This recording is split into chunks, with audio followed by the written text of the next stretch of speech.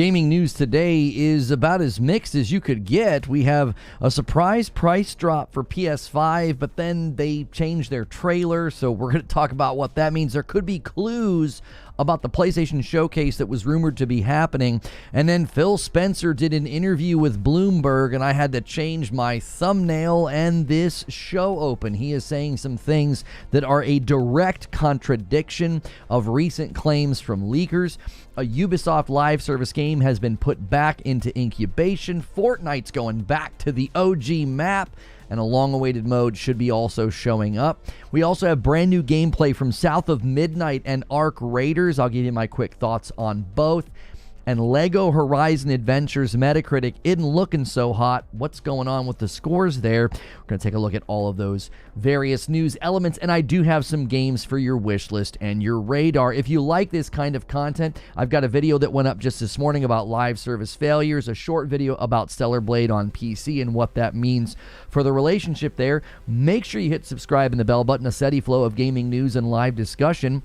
And if you want to support what I do here full-time, become a member by clicking Join and pick Member Plus. It's a $6 membership, but it gets you into the behind-the-scenes and the extra content as well as the gameplay. So up first, what is going on with the PlayStation price drop? So right on the heels of the PS5 Pro landing in the wild, PlayStation announced that they would be doing a price drop this holiday season. They released a video called Play Has No Limits, and at the end, it showed the digital-based PlayStation 5 for $379. And that would go until the 24th of December, the day before Christmas. But then the video was removed and re-uploaded. So the version you're seeing now is the re-uploaded version. The final card no longer declares the sale price. Now, many speculated that the video jumped the gun on the announcement. An entire almost 2 months of a sale price seemed a bit long. Usually when they do a sale like that, it's for a couple of weeks, a month, or something like that.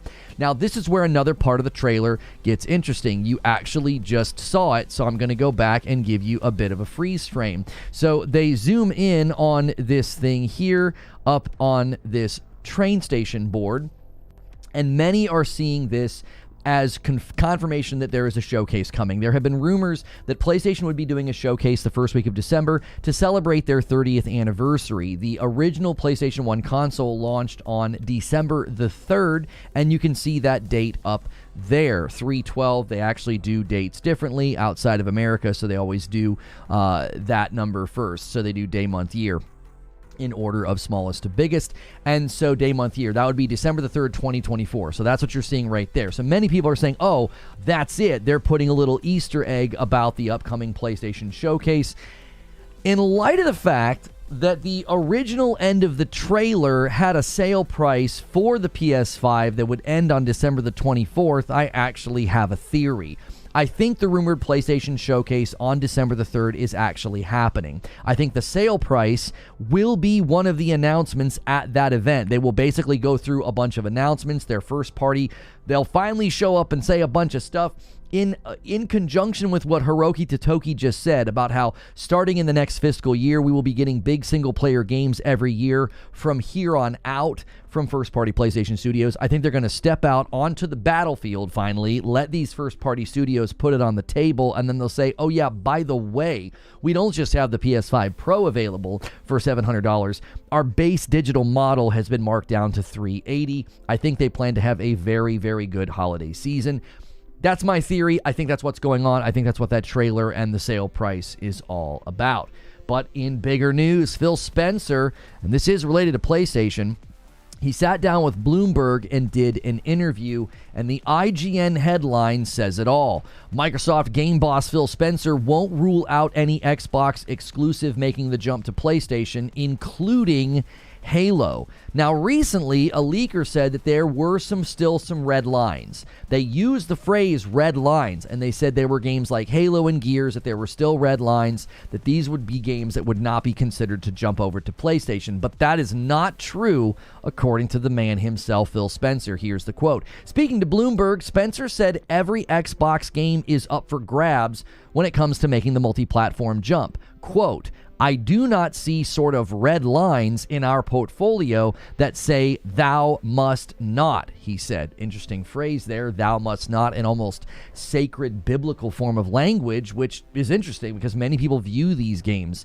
as sacred, untouchable. They're holy. You can't move them, right? It's honestly interesting also that he says something that is a direct refutation of a leak and a rumor about Indiana Jones. There apparently was going to be a slowdown in moving games to PlayStation because of the negative feedback due to the Indiana Jones announcement. Well, it doesn't sound like that. Phil is basically saying, yeah, I mean, you might have heard recently there's some red lines. There's some titles that won't jump. He's coming out and saying, no, there are no red lines. He's making it very clear. Nothing is sacred. Everything could make the jump. He also made it clear, he said a lot in this interview. He made it clear that a handheld is coming, but it's a few years out. So everybody running with the rumor and the leak that there is a handheld coming in 2026.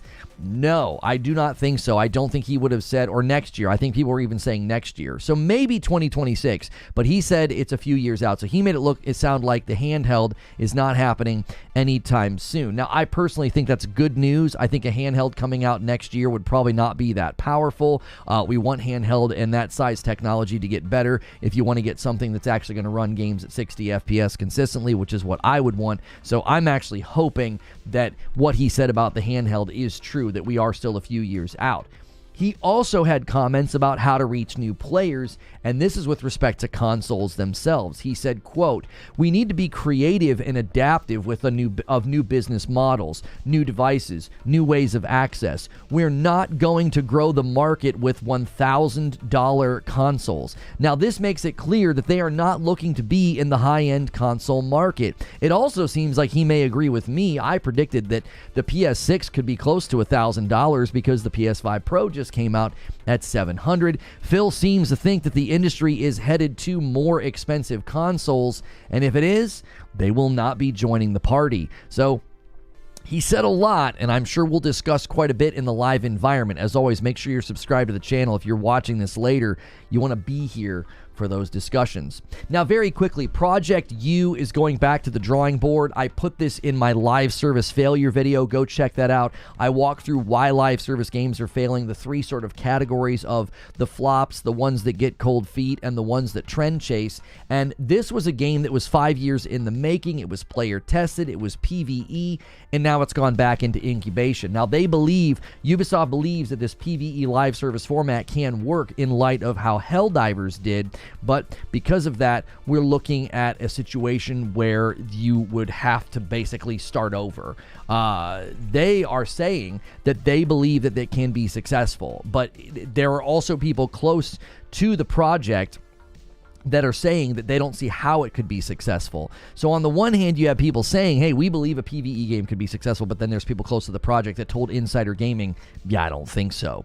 Another report that came out, exciting for those of us who played Fortnite Battle Royale when it first launched 6 and 7 years ago, the OG map is returning, and it will be a permanent thing that you can engage with in the game. Also, a notable Fortnite leaker claims that the first-person mode is ready and will be available. I have honestly wanted to dive back into Fortnite with no build and first person. I think it could be a lot of fun just for something to play casually with the boys, and going back to the OG map will certainly be a trip down memory lane. Maybe a good community night for all of you members out there. Now, South of Midnight is a game that I've continued to say looks very good, and we've got brand new gameplay, and people got to go and take a look, and it is targeting 60 FPS, which is encouraging. There is a stop-motion animation stylization that you can turn off, we have heard, so some people don't like that. The cutscenes especially is where it's most notable. I will say, the art style, the combat, the boss fights, this is slowly becoming my top anticipated Xbox game next year, alongside Doom the Dark Ages. I think this looks very, very good. Now, I'm curious, in light of what Phil Spencer said, is this another game that would be headed to PlayStation 5? It seems like a perfect fit. It's like a more mature Kena Bridge of Spirits with a greater emphasis on combat and traversal. And again, I just absolutely love the art style and the music. There's just a vibe about this game, and I'm very much looking forward to it. But a game that I'm not looking forward to, that I was looking forward to, is Ark Raiders. Now, they uploaded the trailer in this weird, super wide whatever, so my capture can't get a good capture of it because, you know, not everybody puts their videos up like this, so thanks for that. Anyways, the original trailer looked so cool. It was PvE. It was co-op. There were these large-scale, open-world, big, like, world boss fights. And now we have this. A third-person, semi-realistic, post-apocalyptic world where you're extracting with stuff. Like, we haven't done this in other games. Like, there aren't other games that look basically exactly like this. I'll also say that the graphics and the lighting look too good to be true. I feel like I'm being sold a bill of goods here. I have severe doubts that an online multiplayer game would maintain good frames and consistent performance with the level of lighting and reflections that are in this trailer. That always makes me a little apprehensive, too. It's like, okay, you're trying to wow me with the graphics to distract from the fact that you decided to just make another extraction shooter. Now, if you love extraction shooters, good. I hope this one's great for you, but it feels like another trend chase. It feels like another game company that said, hey, extraction shooters are becoming popular, let's do that. And they originally had what felt like a unique idea, a unique game, and now it's like so many other games. Helldivers 2, I think, just showed up too late to prove to some of these game devs that if you have a PvE game and you think it can be live service, it can be successful. Now, I had to throw this one in last minute, and I did a bunch of research so I could try to speak, you know, with some level of eloquence about this. Lego Horizon Adventures Metacritic and review scores are all over the place. I'm seeing 9s and 8s. There are outlets that have given this a 4 out of 10. 4 out of 10 is a really low score. That should be reserved for broken, garbage, skippable games that you should just not play. We're talking like Gollum levels of game that should be getting 4s. But Eurogamer and one other outlet, I believe Deserto, gave this thing a 4 out of 10. The primary cause for complaint seems to be that the game is too short and too simple. So I did a little bit of research, and some of the people are claiming it's like a 6-hour game, and I think they played like a journalist. I think they beelined the game and screamed through it. And other reviews that are on the more positive side, like 8s, I read a couple of 8s. And 7s. Like, that's a decent score. That's a solid score for a Lego game.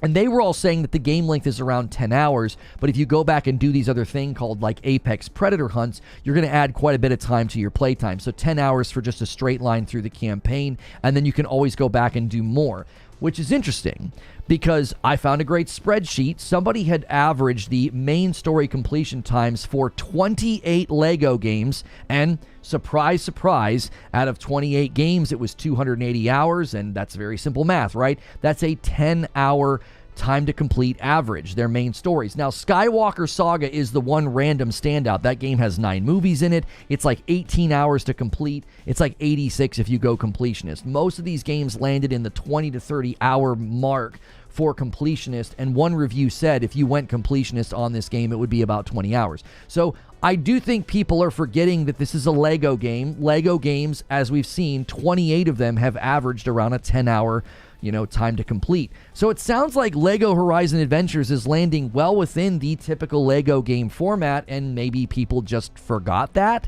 and are being incredibly harsh in their review. The Eurogamer that gave this 2 out of 5 reviews, that same person gave the Shattered Space DLC for Starfield a higher score, which that has an abysmal score on Steam, and that person gave it, a higher score. So I'm not quite sure what's going on here. I'm not sure if people have just forgotten what Lego games are like, but we're going to have to wait and see where the user score lands, because it sounds like Lego Horizon Adventures is being sort of unjustly hammered for not being like a 25-hour open-world action-adventure game, because the Horizon expectation may be set bad or misaligned expectations for what a Lego game could be or should be. So we'll see where the user scores land over the weekend, because the game does launch tomorrow. So, now I've got some games for your wish list and your radar. Forever Skies is a first-person sci-fi survival game where you build, fly, and customize your own mobile airship base while exploring a ruined Earth. There is a demo available right now on PS5. That is what this trailer is about. Now, the game is currently in early access on Steam for $30. It has an 87% overall. So, if you've been curious about this, download the demo today on PlayStation 5 and give it a whirl. I believe that's an exclusive to PlayStation. I don't think that's coming to Xbox, or maybe it's a timed exclusive, but I do believe this is one of the games that's landing on PlayStation first, and you can try it out right now for free.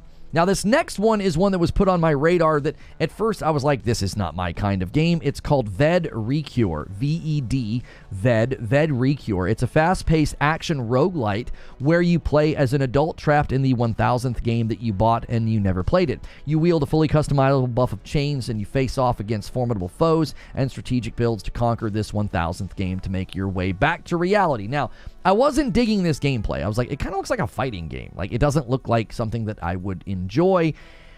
And then the boss fights start to take place in this trailer. And you see your typical rogue elements of like picking abilities and picking upgrades and things of that nature to make yourself stronger and to add to your different combos and abilities.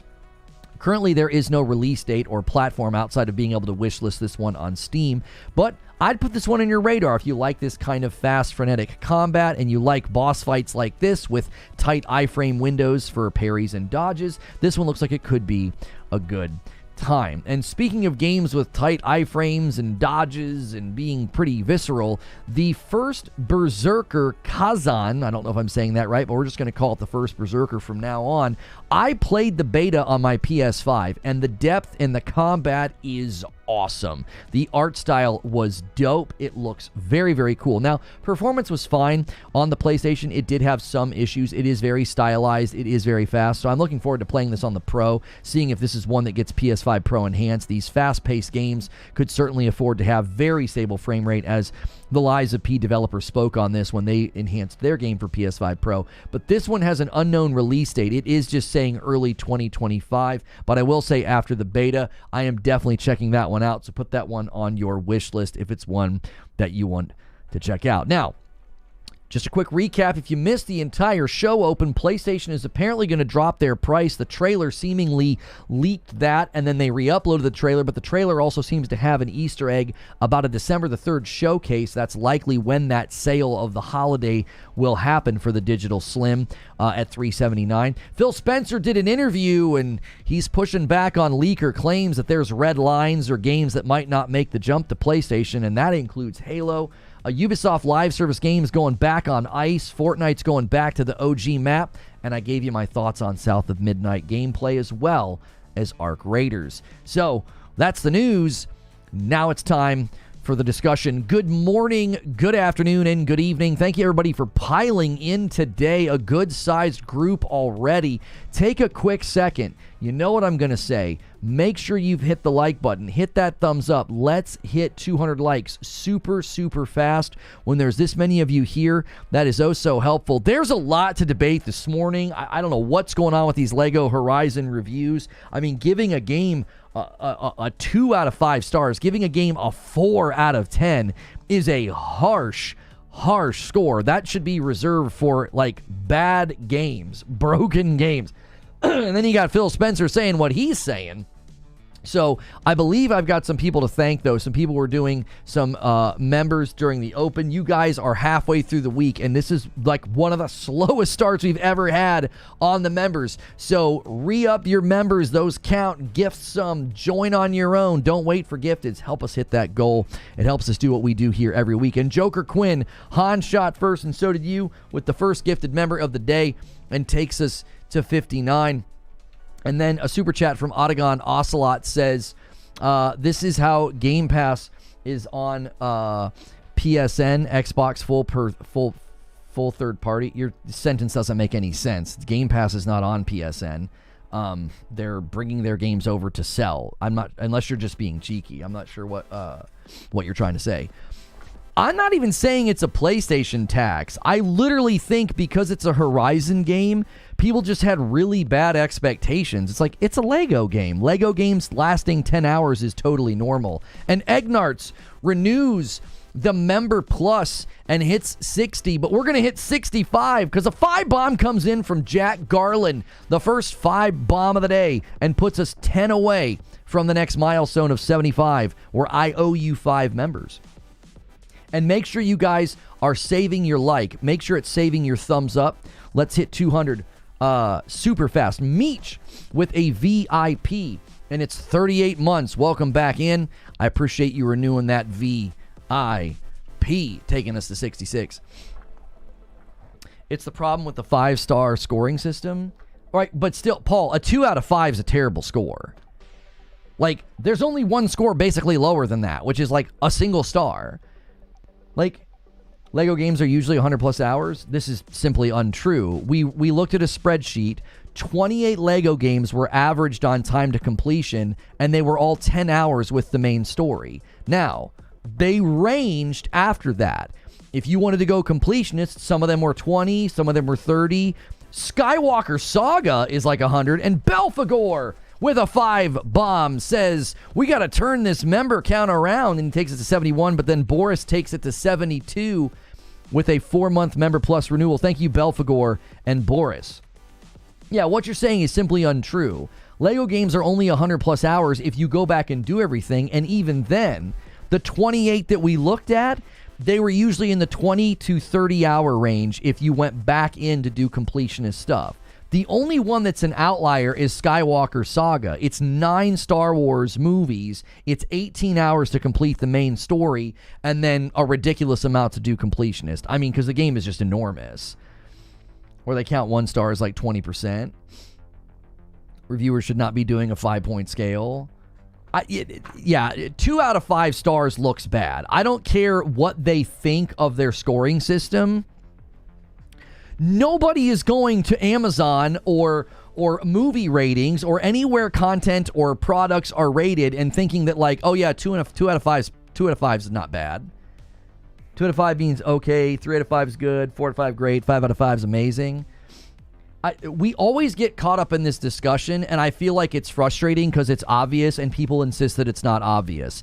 It's blatantly obvious that a 2 out of 5 is a bad score.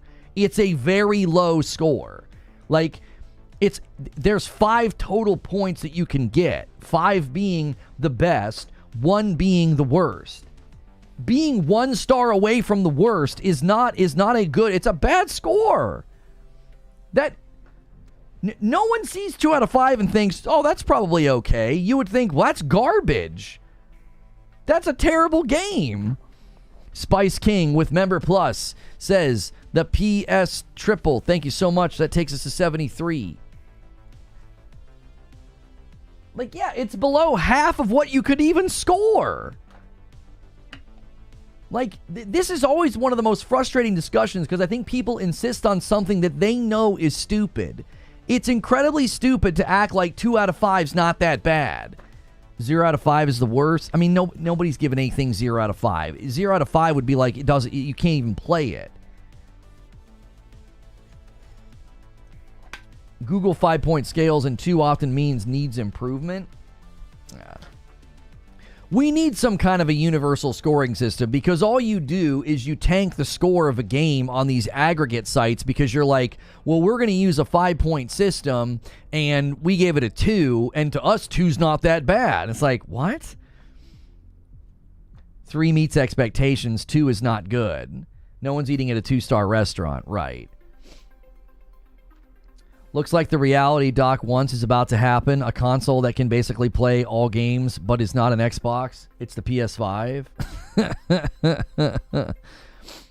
Yeah, Again, Stone Spire's going to walk this to 75. I know what he's doing. I'm already going to tee it up. He's going to do 2 singles. I'm going to owe you guys a 5 bomb.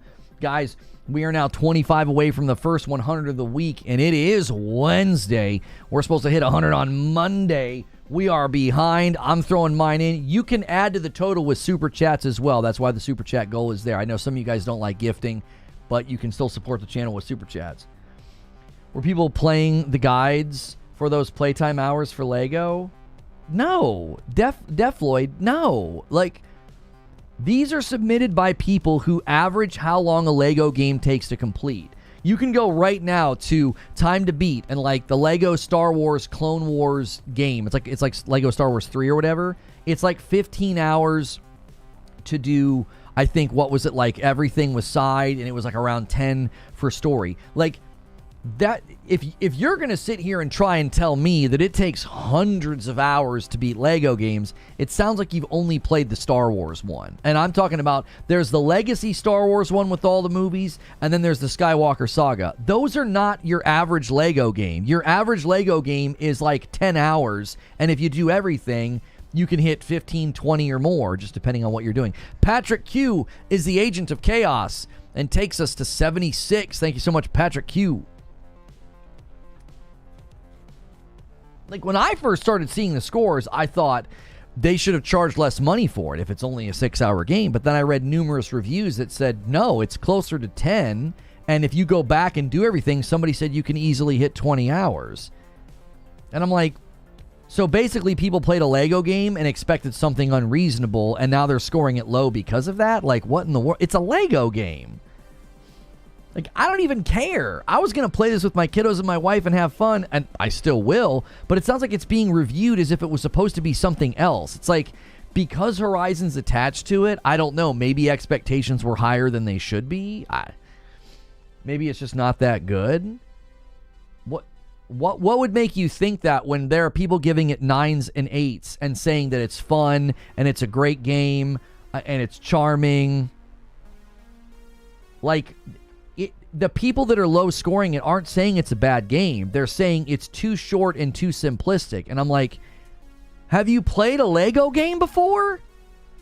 It's a Lego game. How do you quantify the value of a game if we don't understand production costs? I'm not sure what you mean. Guys, as you're tuning in, welcome on in. There's a lot to talk about. I'll be honest with you. I don't really want to get stuck on the Horizon Lego score. I don't think it's that big of a deal. User score is going to matter way more. These review outlets are seemingly judging it against a metric that it shouldn't be judged against. Like, oh, it's not long enough. It's a Lego game. We average the length of 28 Lego games, and they all hit the 10. The average is 10 hours. So it's like with outliers like Skywalker Saga. So I don't think it's that worth debating. I'm not out here like trying to defend the game. I haven't played it yet, but I'm looking at these reviews and I'm thinking, if you're going to give something 2 out of 5 stars, it better be really bad. It better be a bad game. To score it lower than Shattered Space, even big-time Starfield fans were very, very critical of Shattered Space. They're like, this is not a good DLC. What's the pricing compared to other Lego games at launch? Skywalker Saga was $60. I don't know what other Lego games have been at launch. There hasn't been a new one in a while because Skywalker Saga, I think, was like the last big one. And that's an enormous game. That's an unusually large Lego game. It's so large that, like, we would beat 3 of the movies and my son would tap out. He's like, I want to play something else. You know? Did they do something to Lollipop with the Pro? I don't know. Somebody put something in the chat of Discord saying it surpassed sales targets. I mean, I think it's more interesting that Phil Spencer walked out and says there's no red lines. After literally a month ago, a leaker claimed there were red lines. Like, it's almost like Phil saw that leak and was like, no, I'm smacking that down. There aren't any red lines anymore, brother. You had a leaker a month ago saying the blowback from Indiana Jones, they're going to slow down on bringing games to PlayStation, and there's still red lines around certain games. And Phil just sat down with Bloomberg and was like, no, there's not. Who claimed there were red lines? It was a leaker like a month ago. Do you remember, Eugene? I don't remember the leaker's name, but they were basically saying the blowback from Indiana Jones was causing Xbox to say, we're going to slow down on porting games over. And then that same leak also included the claim that there were red lines around games like Gears and Halo. And I'm like, have you played Outlaws yet? I played it and didn't like it.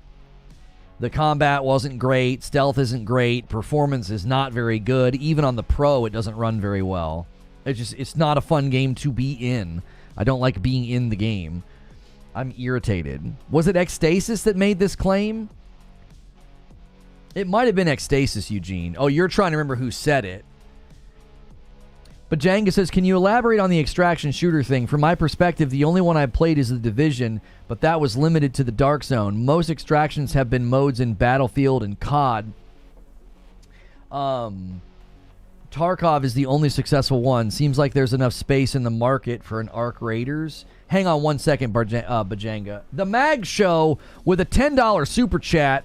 I tried to tell everyone about Xbox, but what do I know?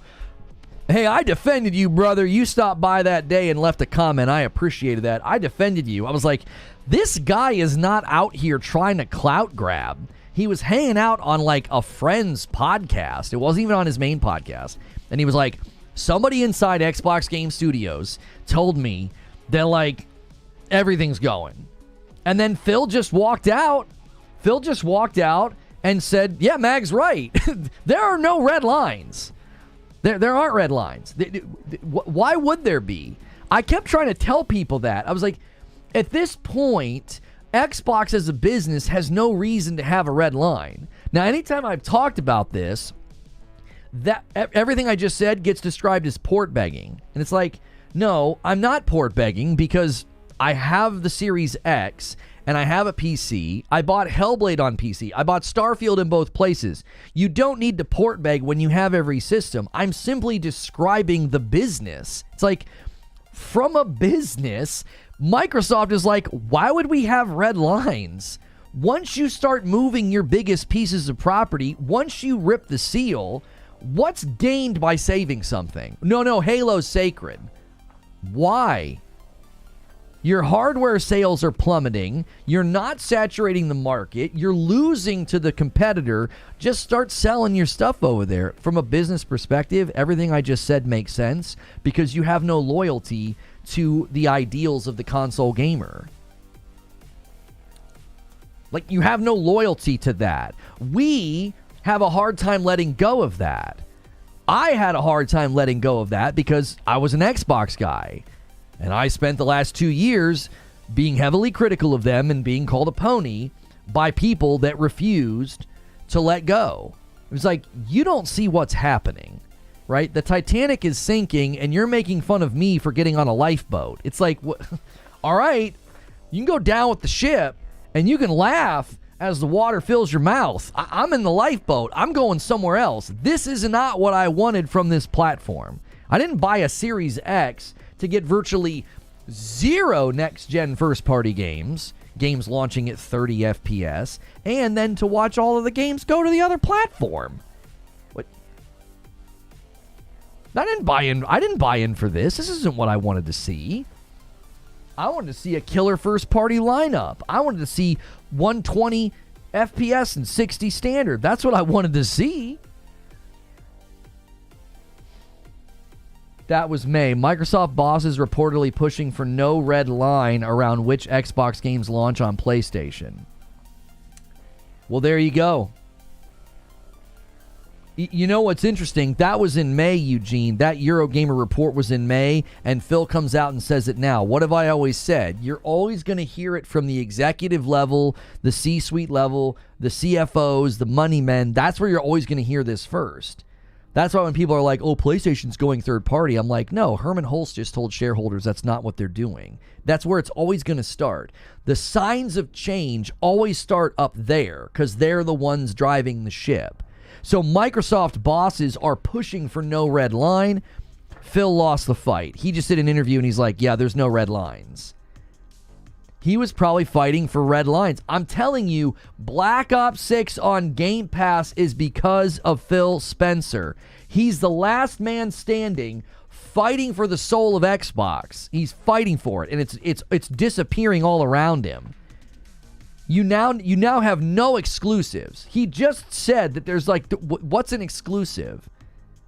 Then I tried to say this when they said every screen is an Xbox. I was like, how do you say exclusive in the next breath when you say every screen is an Xbox? Yeah, that was the report there, Eugene. According to Xstasis, Microsoft paused or slowed down bringing games to PS5. They haven't canceled the plans, but the indie reaction was that it was a negative reaction to Indiana Jones.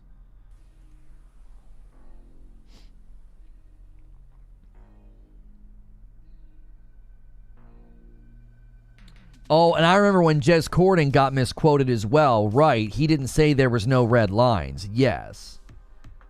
Why would anybody give credence to a Spanish leaker about what's going on in Redmond? I mean, just because he doesn't live there, I mean, if he's in Spain, he could still have contacts.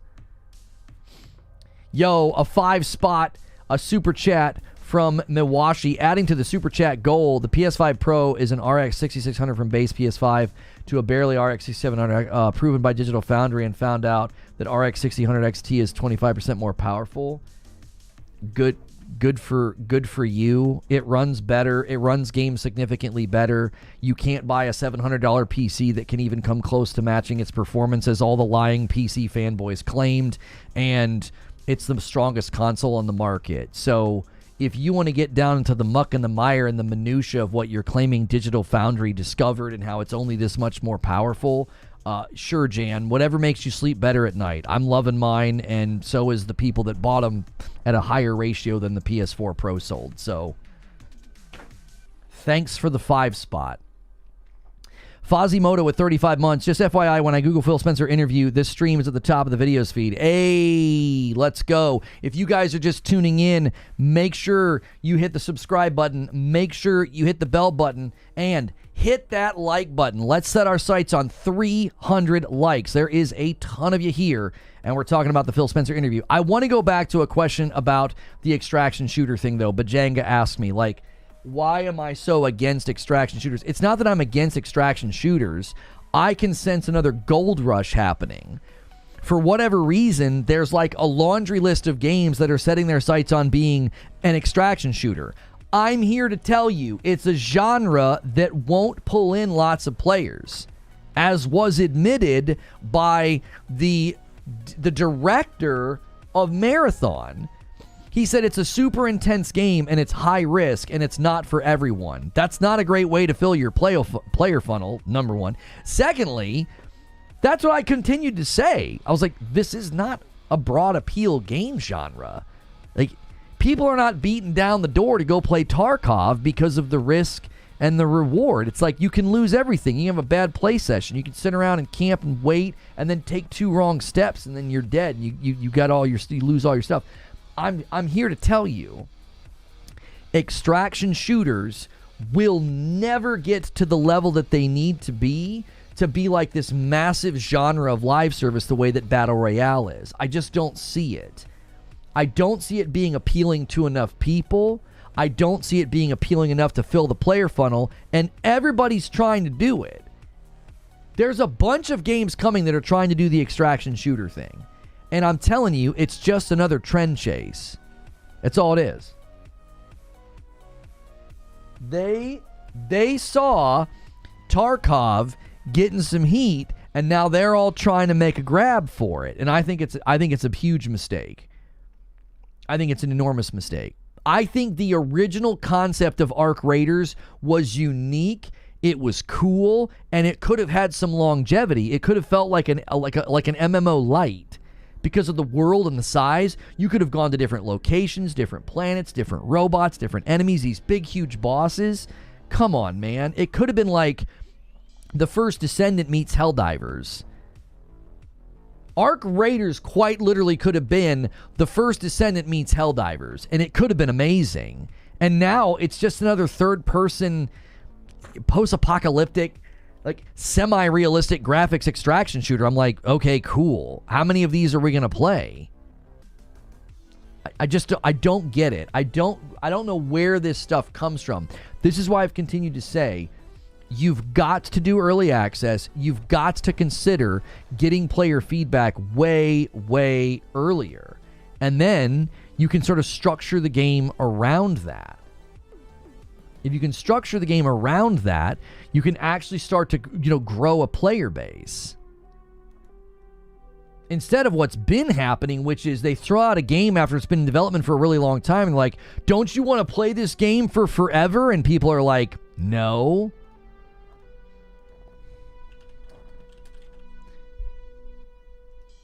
You don't have a player base yet. You've almost got to grow the player base first.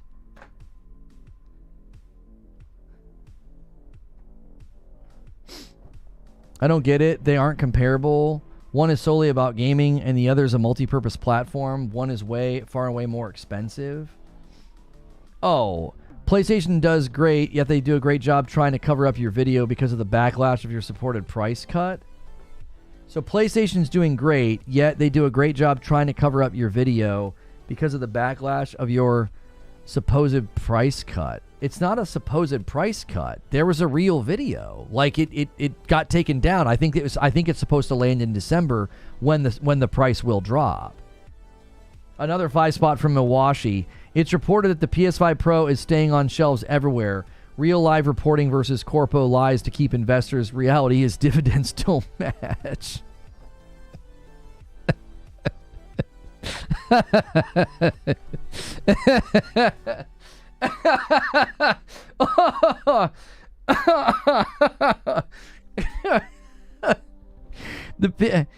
The PS5 Pro is staying on the shelves. Real life reporting versus corpo lies.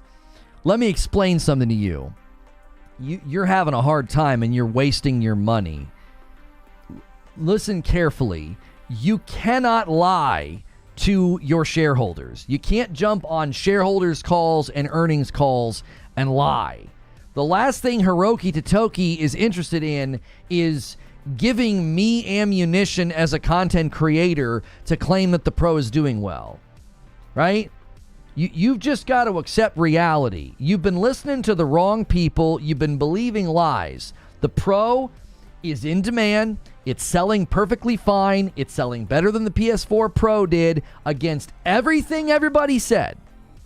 And for weeks, everybody seethed and mauled it over the price. And you had guys like Mudahar over there at Some Ordinary Gamers telling people to buy a $1,400 pre-built rig from Best Buy that was weaker and had a smaller hard drive. That's the level of coverage the Pro got.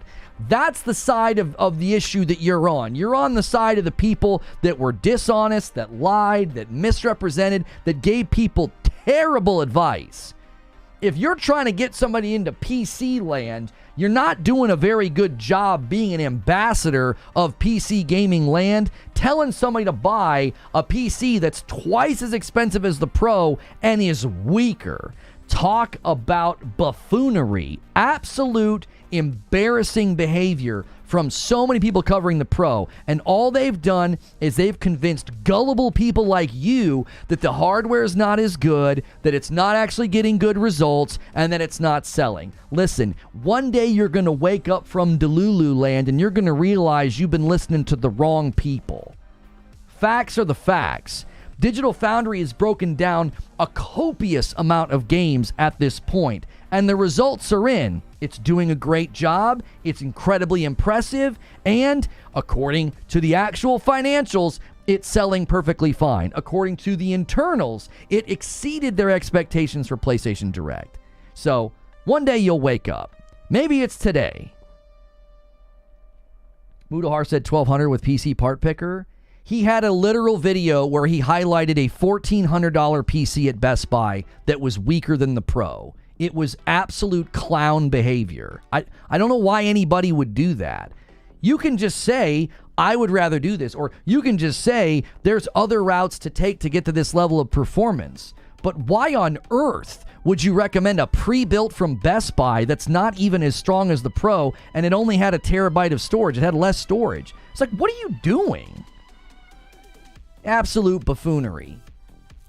So let them make their videos. I'm still sitting here waiting for where's the monsoon of $700 PC side-by-side comparisons with the Pro? I was told once the Pro was in the wild, everybody would do that. I was told that as soon as the PS5 Pro was available, we'd get side-by-side comparisons.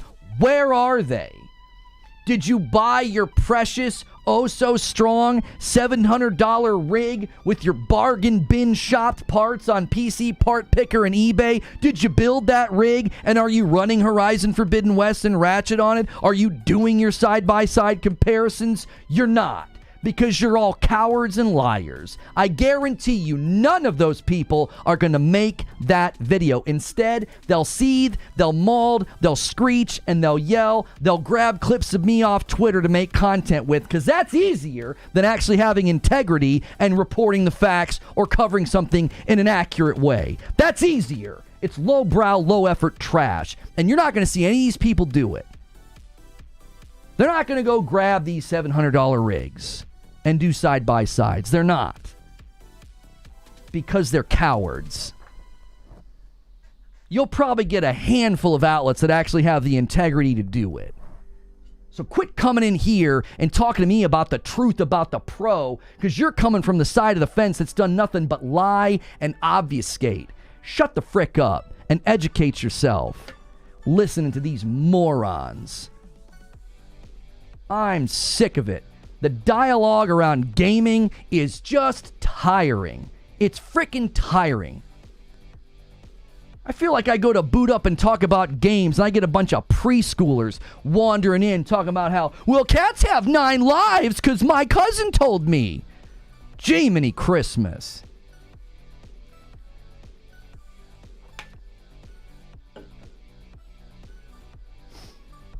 Let's distract from the fact that Phil Spencer did an interview where he says there's no red lines. You know, come in and make it about the Pro. We're not even talking about the Pro. Oh yeah, Phil Spencer says there's no red lines. He says they're not going to grow with the $1,000 consoles. He says the handheld's a few years out. And what happens? Well, Digital Foundry said this one thing in this one 10-second clip, and I believe that it means that the PS5 Pro is only 25% faster, and it's only better than the 6800 XT by 2.5 teraflops of information. Nobody cares. No, nobody cares. Go buy your PC. Go buy your PC then. A 5 spot. A lot of PC configs are more powerful than the Pro. It relies on 2 different software upscalers and 1 software frame gen already existing for PC for 7 years. Great. Good. Take your money that you're giving me and go buy this amazing PC and then buy games for it and leave me and everybody here the frick alone. Nobody cares. It's not even the topic today. Y'all are so down bad and in your feels about a piece of plastic that some of us bought and are enjoying. Like, I also bought Bose headphones a long time ago. You gonna come in and super chat and lecture me about how Sennheisers are better? Jiminy Christmas. Like, it's not what we're talking about today. All right? It's not. You got me to go off. You got me to rant. Congratulations. You know, more creatively impotent people can put me in their content over the weekend. Good for them, right? Good for them. It's all they can do. They can't reach higher than that. They're so limited, it's embarrassing. Good for them and good for you. Back on topic, right? Back on topic. We've got game reviews of Horizon to talk about. We got game reviews of Horizon to talk about. We got a Phil Spencer interview to talk about. We got Arc Raiders making pivots into a live service genre that I don't think is worth pivoting into. We got Project U, which was a PvE. It was a PvE live service game that was getting good results, and it's been shelved and put back into incubation. These are all things we could talk about. Let's talk about that, not some loser super chats. Oh, yours is coming today, Lone Wolf? Where'd you get that from? Did you get it from GameStop?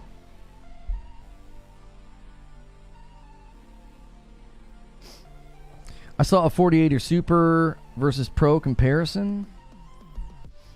There'll be a handful of outlets that actually do good comparisons. You know, all the people that screeched and seethed and mauled, none of them will do the comparisons. They won't. None of them will put their money where their mouth is. Oh, you were seeing if they were in stock. Oh, that's out of stock. Where is it out of stock? Where are you trying to get that? Oh, GameStop. So, GameStop, you cannot order a Pro? Consoles being on the shelves is a good thing. I'll play Lego Horizon tomorrow. Doesn't it release tomorrow? I thought it released tomorrow. Sennheisers are better, though. Sennheisers are better, though. The Horizon reviews ain't looking good. Not read them, just seeing the scores. The score spread is so bizarre. It's such a crazy score spread for a Lego game. Right? It's got a 70. It's got 25 positive, 30 mixed. It has 2 negative. Like, it's such a crazy spread. A 90, a 90, a 90, an 88, an 85, an 85, 82, 80, 80, 80, 80, 80, 80, 80. Is Lono broken? No. 80, 80, 80. I'm just scrolling through the 80s right now. So many completely solid good scores. And then all of a sudden it's like a bunch of 70s.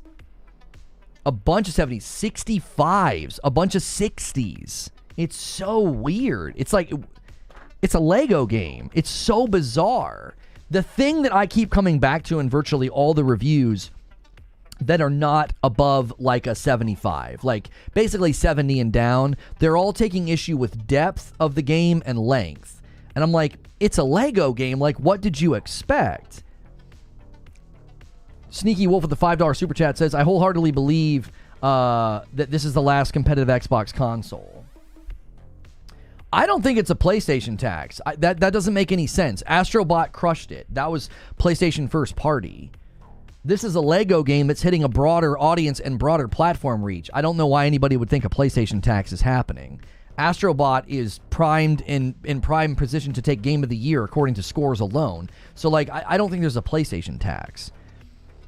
I genuinely think it's like they went into a Lego game with bad expectations or misaligned expectations. You know. Thank you for the $5 super chat. I'm not reading your messages anymore. I'll just take your money until you get the clue. I'm not interested in talking to you. People like you are annoying.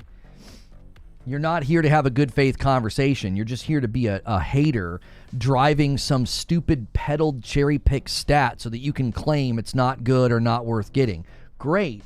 Awesome. You've been convinced to not get it. Go away now, as he says at the ending of the Critical Drinker videos. Go away now. I'm no interest in talking to you. You haven't broken the rules. I'm not going to ban you. I just don't have interest in this conversation with you. I'm so tired of having to converse with people like you about the slightest fact that you think you found to like, oh, the Pro's not worth it. It's bad. Cool, man. Don't buy one then. I'm not trying to convince you where you should game. Why are you trying to convince me where I should game?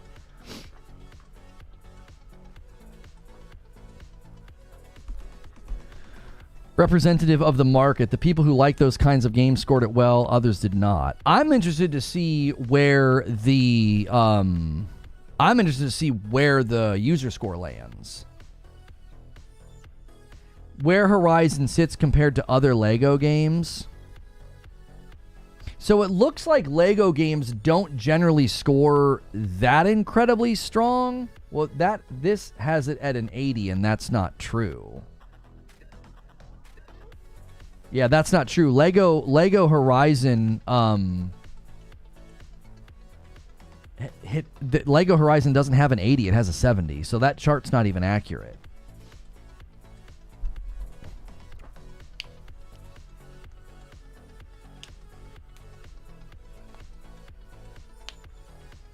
I'm good on Lego games, so I wouldn't have elected to play it.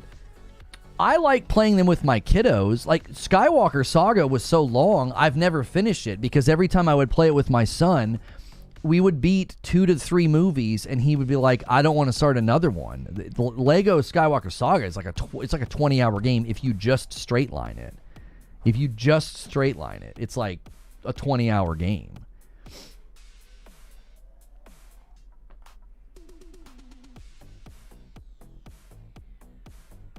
You have to remember they weight certain scores on meta. I assume Fuzzy's chart doesn't do that. Ignore the 80. Look at the other side. I did this for myself. The percentage isn't right. What am I looking at the other side for, though? You got to explain to me what you're trying to get me to see here, Fuzzy. I don't quite understand. there is a handful in the 90s, a bunch and then a bunch in the 80s. The vast majority of Lego games, it shows Horizon as a 70. No, it does not. Oh, the 80% is percentile. Oh, it is a 70. I was looking at the other side. I don't understand the chart then.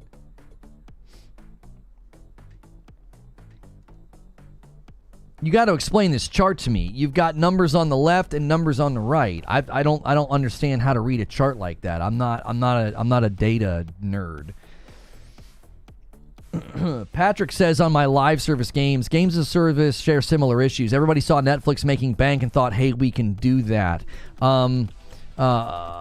Yeah, it feels like a trend chase, right? It's like, well, let's all do what they're doing. I'm just showing how Lego games score. So is this graph meant to show that that Lego games don't score that well, or this is the? Let me just show you guys what he's showing me here. There we go. So the green line is Lego Horizon Adventures with a 70, and so you can see there's a pretty, I would say half the chart is near the score of Horizon or below it. The other half of the chart is up above it. So DC, Star Wars, Batman, Harry Potter, Indiana Jones, Star Wars, Batman, Harry Potter, Marvel, Lord of the Rings, Lego, Star Wars. So it does seem like Star Wars dominates the half of the chart that's above the Lego Horizon score. Everything else that's in proximity or below it is the Lego Movie game. That one, my son was playing that. It was pretty bad. Lego Fortnite's not even reviewed. So it doesn't look like Lego games consistently score high. There's about half that do and about half that don't.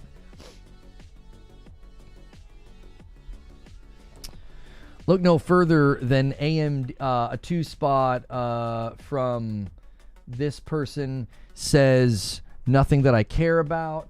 Trend chasing has always been a thing in gaming, in my opinion. Final Fight meets Streets of Rage. Problem is, they shouldn't have evolved beyond that level of thinking at this point. Well, I mean, trend chasing isn't the problem. Trend chasing is a problem when, like, that's the only thing you really did. Like, it's totally fine. Like, right now, I played a game called Karate Survivor. They're clearly chasing the trend of the Survivor genre. And yet, it's a great game, it's high quality, and it's original.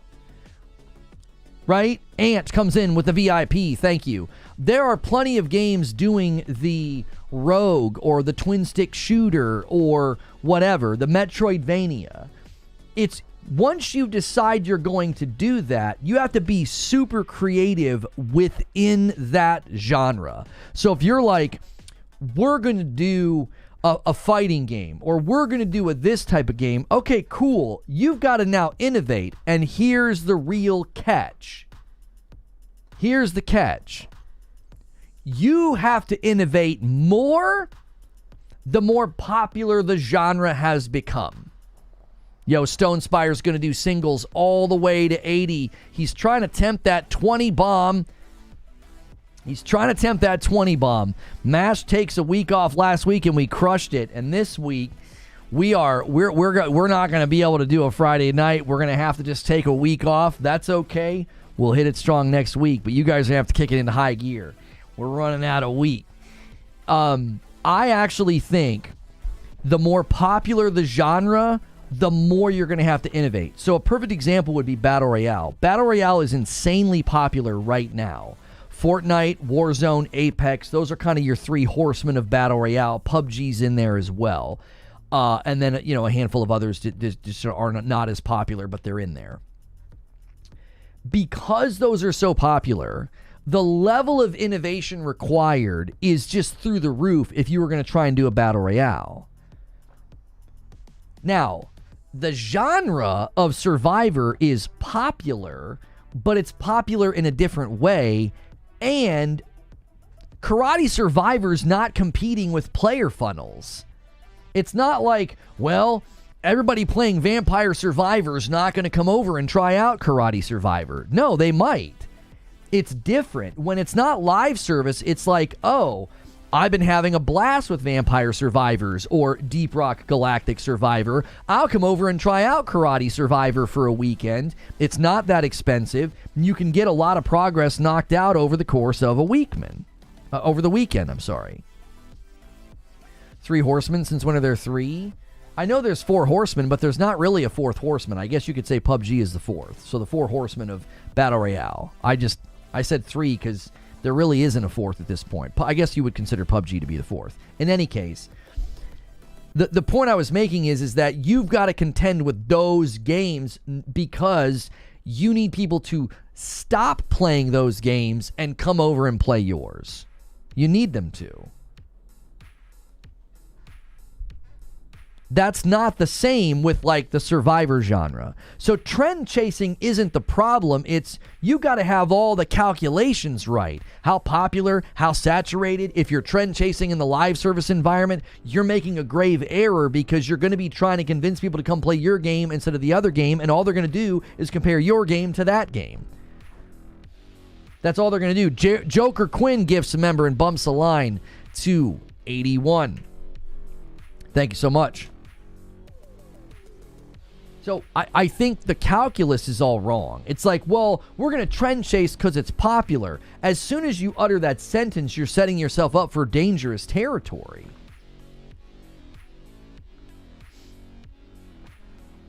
Furious TV says, I don't feel like upgrading for preachy, woke games, the worst game gen ever with barely anything of value but remake culture, slop, and no innovation. I think you need to find a new hobby. I have played a ridiculous amount of games this year and had an absolute blast. You just sound miserable and unhappy, so you take up fly fishing. I played Prince of Persia, great. Stellar Blade, great. Rise of the Ronin was good. Astrobot was a freaking blast. I'm Space Marine 2. I can't wait to get back into that. A lot of people have absolutely adored Final Fantasy VII Rebirth. People enjoyed Grand Blue Fantasy Relink. I actually am enjoying Veilguard. You can enjoy all the issues that people made a big deal about. I've not run into any of those issues. The combat's been an absolute blast. There is one character that's annoying and preachy, and I just don't interact with them. That's 8. Stalker 2 is about to come out. I'm going to play Lego Horizon, Indiana Jones. I've now gone past the number 10. You're in the wrong hobby. You're in the wrong hobby. With very little effort, I listed 10 games. That's 1 year. That's almost a game a month. You're in the wrong hobby. You're doing or playing the wrong things. Yeah, Dragon Ball Sparking Zero, Helldivers 2. There, we just got to 12. That's a game for every month of the year. What are you doing? What games are you playing?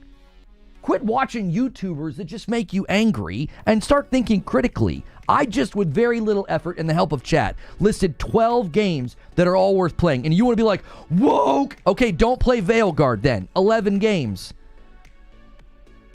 You listed a lot of remake slop. I listed a lot of remake slop. Take Final Fantasy VII Rebirth out. What's a remake? Astrobot's not a remake. Helldivers 2's not a remake. Stellar Blade's not a remake. Stalker 2's not a remake. Indiana Jones isn't a remake. The Lego Horizon game's not a remake. Grand Blue Fantasy Relink, is that a remake? That one might be a remake. I don't know. Dragon Age Veilguard's not a remake. Space Marine 2's not a remake. Dragon's Dogma 2, that came out this year. It had performance issues. They fixed a lot of them. That's not a remake. You're in the wrong hobby.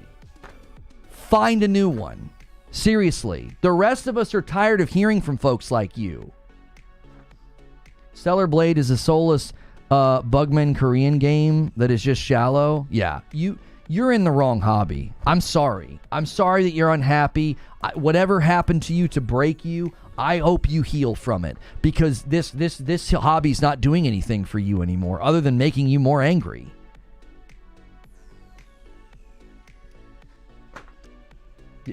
We listed 12 games. Yeah, Metaphor. We didn't list Metaphor. Black Myth Wukong. What games are you playing? I list 12 games and your comeback is like one of them you think is no good? Nothing's innovative? All right. Like I said, dude, take up fly fishing. You need something that can help you relax and feel happiness and mirth, because gaming's not doing it for you. In one of the biggest, most stacked years ever, guys like you are basically being convinced that everything's trash, dead, woke, slop, and you're being lied to. It isn't true. It isn't true.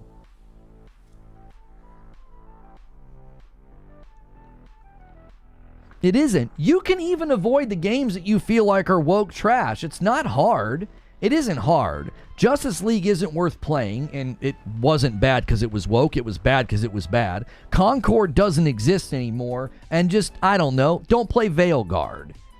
It's super easy. The vast majority of games that came out cannot be accused of being woke.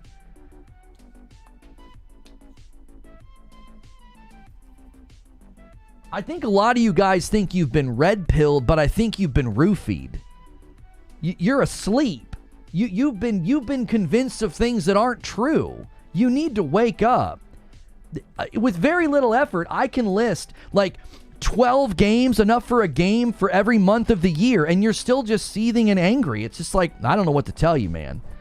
You're in the wrong dadgum hobby. Insomniac Black with a $5 super chat tip says, what did he say? Stellar Blade is shallow? I'm going to need a deep dive on that one. It's not worth deep diving. You can't deep dive into a kiddie pool. The depth of thought doesn't go beneath the surface. They're not saying or anything of substance. It's just angry bumper sticker statements. There's no depth to what they're saying. What, are you going to scuba dive in your backyard pool? There's no depth here at all.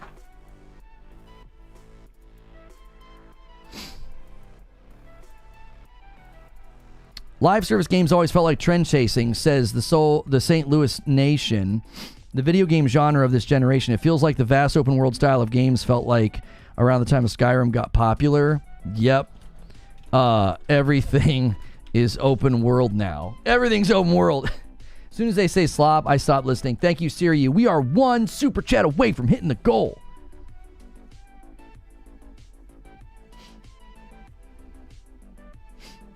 I love Lono's analogies. Can't deep dive into a kiddie pool. You can't. There's no thought. It's all surface level. It's always surface level. Raphael gifts a member and gets us to 82, and then we're going to jump to 87. Siriu does a 5 spot. Thank you so much. So close to the first 100 of the week. William Brokeboy Lewis with 16 months of memberships. Dude, welcome back. Yeah, people are leaving comments on my live service. I'm trying to interact with everybody here. Louis says, I feel another big problem is player time management. The fact that so many great and shorter games out there, a live service can feel like time-sucking comparison. Yep. Nobody wants part-time job games anymore. You know? Nobody wants part-time job games anymore. They just don't. You know? It's one of those things where it's like, I'm to that point now where I hear live service, and I used to be like, you guys remember, right? Some of y'all have been around long enough to know. Insomniac Black with a $5 super chat. Some of you think you've been red-pilled, but you've been roofied. Reforge Gaming 2024. I didn't mean to drop that bar on him, but I kind of had to. I will gift 5 members. All right. We hit the super chat goal before we hit the member goal. But guess what? When you guys hit the super chat goal, I have to add to the total. So it's going to be 88 from Insomniac Black, but then it's going to be 93. I'm adding 5 to the total. I typically don't do that. I only do that for the super chat goal. You guys can actually make me add to the total. So, I mean, I didn't mean to drop that bar on him, but it's like, it genuinely feels like that. It feels like you guys have watched too many videos, and you quite literally like, yeah, I know what's going on. I know the truth. It's all these corpo shills. They're in the wrong. And then I list like 12 games to you. He super chatted into gifting. That contributed something. That's right, Sven. I missed your gifteds earlier, Ryan. How many did you do? Oh, I was probably going on a full-on rant. How many did you do, Ryan? I'll add them to the total. I am so sorry. Stone Spire's going to walk us to 95 with 2 singles. He's hoping for a 5-bomb dunker to the 100. Everybody try. Everybody try. What happens when your grifting is the main news source? Right, like I said, it's like you think you know what's going on. You did 1. Okay, here, I'll bump it to 96. You think you know. And it's like, it's like, dude, listen. What games have you played? What games have you played this year? I have played so many games this year, and I still have games I'm trying to get back to. I'm trying to get back to Space Marine 2. I really, really want to try out Dragon's Dogma 2 now that it'll run perfectly fine on my PS5. I want to go back to FF16 because that wasn't this year, but still. 28 months from Paul says 97. Oh, should it be 97? I'll just make it 97. Did I miss another one? Derek says, ask him to tell you when gaming was the best because it'll be like now. A bunch of great games and tons of crap. Was RE4 this year? I'm not sure. The years are starting to blend together for me. David says, I think when people say there's no games to play, they're looking for the big AAA blockbusters, but some of my favorite games recently are from developers I've never heard of, and there's tons of games out.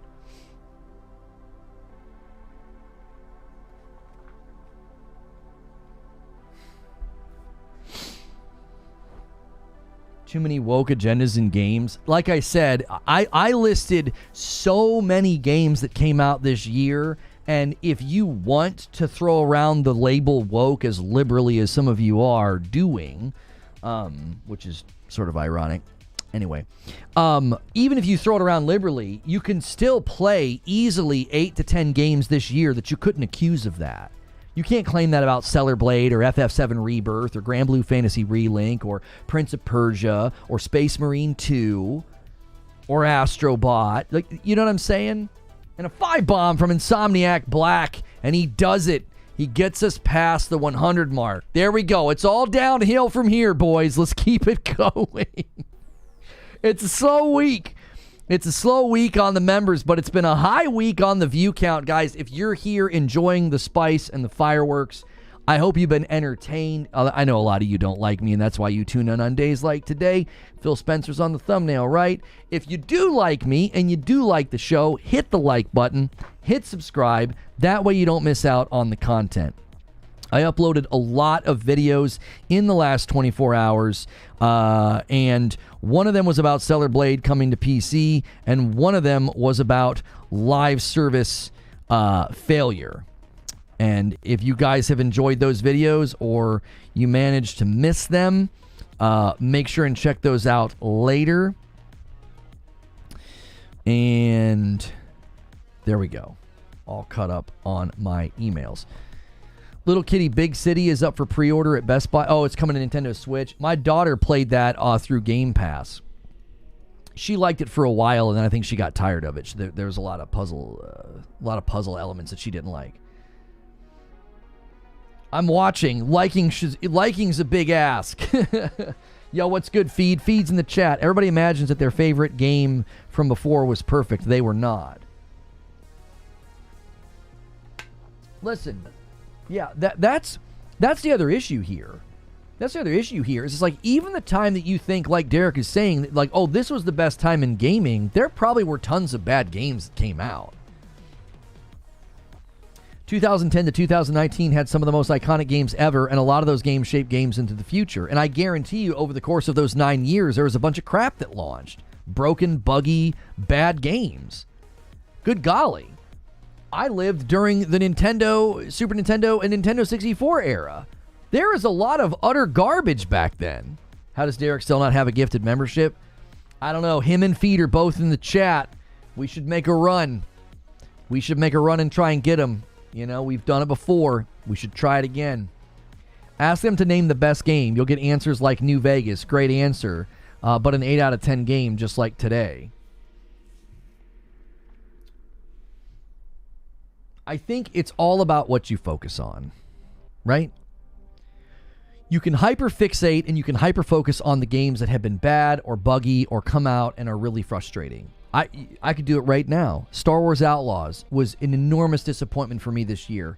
It was one of the ones I was looking forward to. I was really looking forward to Hellblade 2. I watched an incredible video this morning that was like therapy. It was like finally somebody put all the pieces together and said what should have been said about Hellblade 2 and why it was so dadgum disappointing.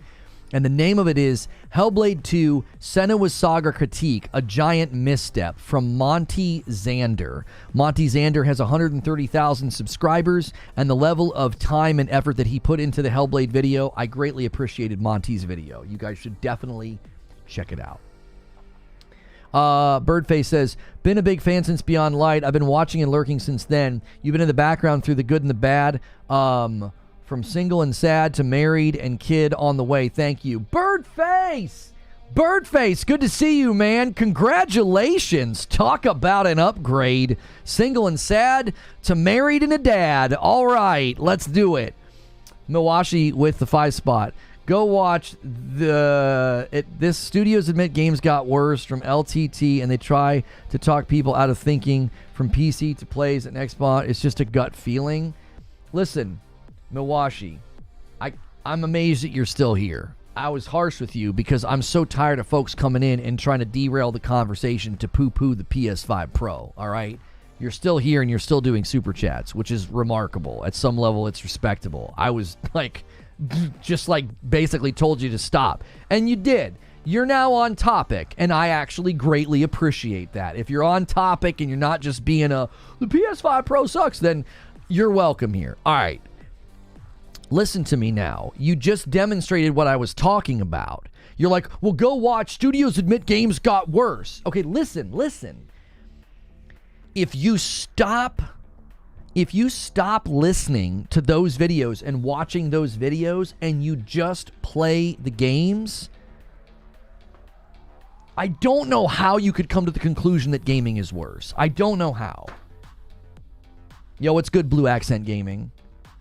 I don't. It's like, I've played so many games this year, and not once was I like, dude, this is such a lame, crap, trash game. You know what I said that about? Games that I stopped playing. I got far enough in Star Wars Outlaws, and I was like, this is a bad game, and I stopped playing it.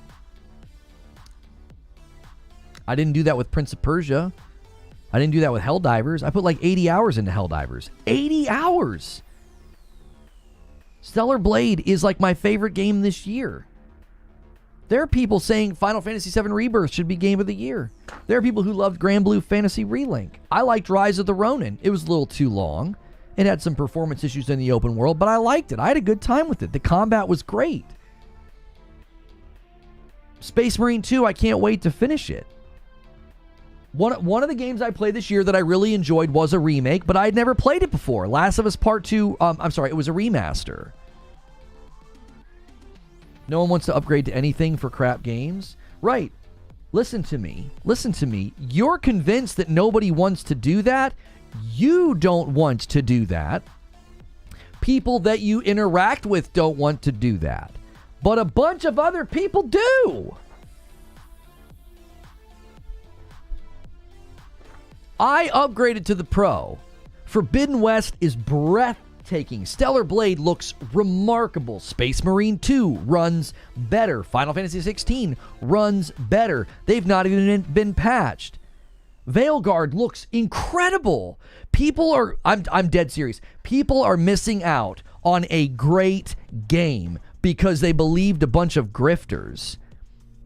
There's one character that I'm like, oh gosh, and I just avoid them. One character. They're preachy, they're obnoxious, they're terrible representation. If you're a non-binary person, you should be angry that this is how they put this person in the game. They're an absolutely terrible way to get people to like see something from another perspective. It's like they're just annoying. And outside of that one character, I have had a perfectly fine time in Veilguard. You can romance people if you want. There's chicks that are, I would say, hot. There are chicks that are scantily clad. There are girls that are not. It's not some game with a bunch of uggos and some agenda. You've bought into a lie. I've been blown away by the environments and the lighting. I've been blown away by the environments and the lighting. And even the storytelling has gotten better. There was a character that I thought was a little annoying and like a little too bubbly. They just explained why. And I was like, oh, wow. It actually was pretty impressive at the depth that it added to the character. I was like, oh, that's why they're that way. It could become a hidden gem 5 to 10 years later. I'm not here to defend Veilguard, but what I'm saying is, it looks like slot Fortnite. No, it doesn't. No, it doesn't. Did you look at any of the screenshots that people have posted? Did you look at any of the screenshots I posted? You saw one trailer that was a bad showcase of the game because it was like, what, that story trailer? Dude, I will admit right now, they handled their marketing like... They handle their marketing very poorly. Why are you putting this in my feed, Nightfire? Holy cheeks. All right, hang on a second. It's ugly and gay. Right. Like that's sure, Jan. I'm just going to show you some screenshots that I took, and I want you to tell me that this is just some slop. This is just some Fortnite slop, right? This is on the Pro. The lighting and the reflections have definitely been increased and made to look cool. So that's my shield. That's one of my favorite shields. I think it looks dope. There we go. That's my helmet. That's my armor. This doesn't look like Fortnite. What the frick are you talking about? Does that look like Fortnite to you? Does that look like some kind of cartoony, low-budget Fortnite? No, it looks like a next-gen game, a gorgeous next-gen game. They're the characters behind me. Those don't look like Fortnite characters. They look like normal people with elven ears, of course. That's what I'm telling you. Like... That's what I'm telling you. Like, you so many of you have bought into something and bought into what amounts to like propaganda. It's a gorgeous game. The combat's super fun. There's a crazy amount of depth with the skill trees. I've got a build that's all about like stagger and then takedowns, and then the takedowns heal me, and then they light my sword on fire, and when my sword's on fire, it does more stagger, and then all of my abilities are big, huge hammers that like bust them down and knock them down and more stagger. It's just, I'm loving it. I went in skeptical. Go back and watch my coverage. I went in skeptical. I looked at the reviews. I thought something didn't smell right. I thought, I don't know, this doesn't pass a smell test. I went in super skeptical, and I'm at 20 hours. You've got to have an open mind. I was super apprehensive. I was super skeptical. Lone Wolf will tell you, because he was one of the guys in the corner of the game. He was looking forward to the game. He thought it was going to be great and excellent, and I was like, dude, I don't know. I don't know. I was super skeptical. Yeah, I'm 20 hours in, Patrick. I played just last night. Every time I go to a new area, every time like the sun is setting or the sun is coming up or the lights cascading down through the trees, I'm like, this game is so much better than I expected it to be. And I'll be honest, I'm still critical of some of the things they did. I'll get up on the podium and talk about what, you know, the forced inclusion in top surgery scars and why I think that was a stupid idea and unnecessary and why I think it breaks the immersion of a fantasy game. But it doesn't mean the whole game is bad. I could go into a restaurant and be like, listen, your jukebox is a little too close to where everybody sits and it's a little loud, but the food's incredible. Like, there are certainly things in the game that make it seem a little like, you guys had some weird creative choices here, but I could eat around it.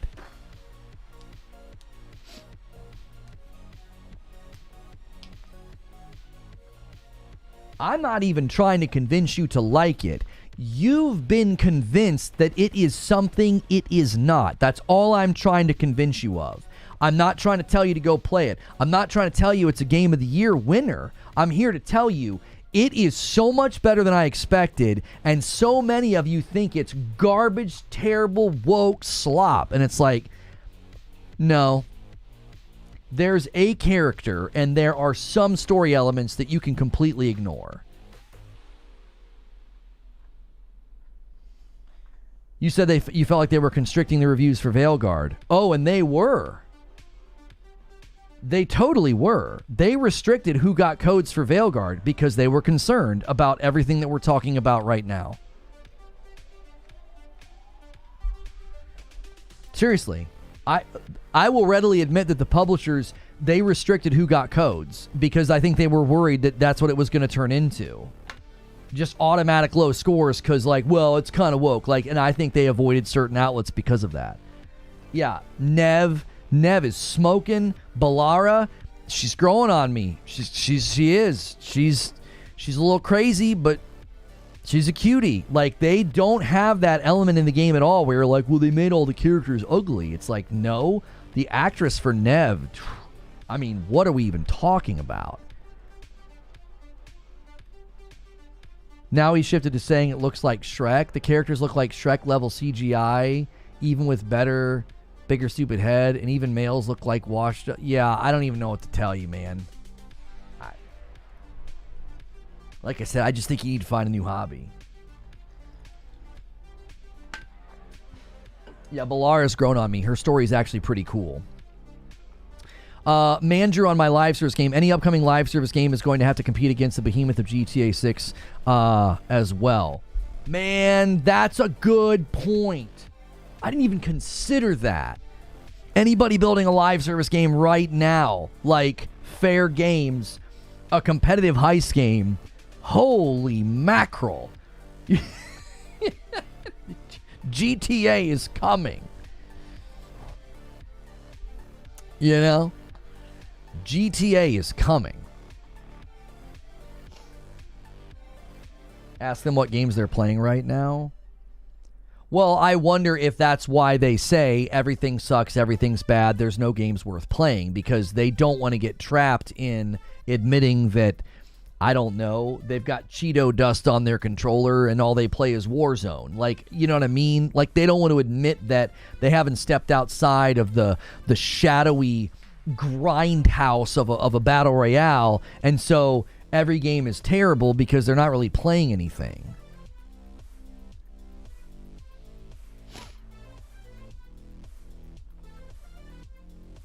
The devs are admitting the woke stuff's unpopular by restricting reviews. Yeah. Yeah. Different viewpoints tend to do that. They tend to be unpopular, especially when it's new. Like, it's new for games to do some of this stuff. And so, of course, it's going to be unpopular. I'm not defending it. I'm simply assessing that, yeah, by default, it's probably going to be unpopular.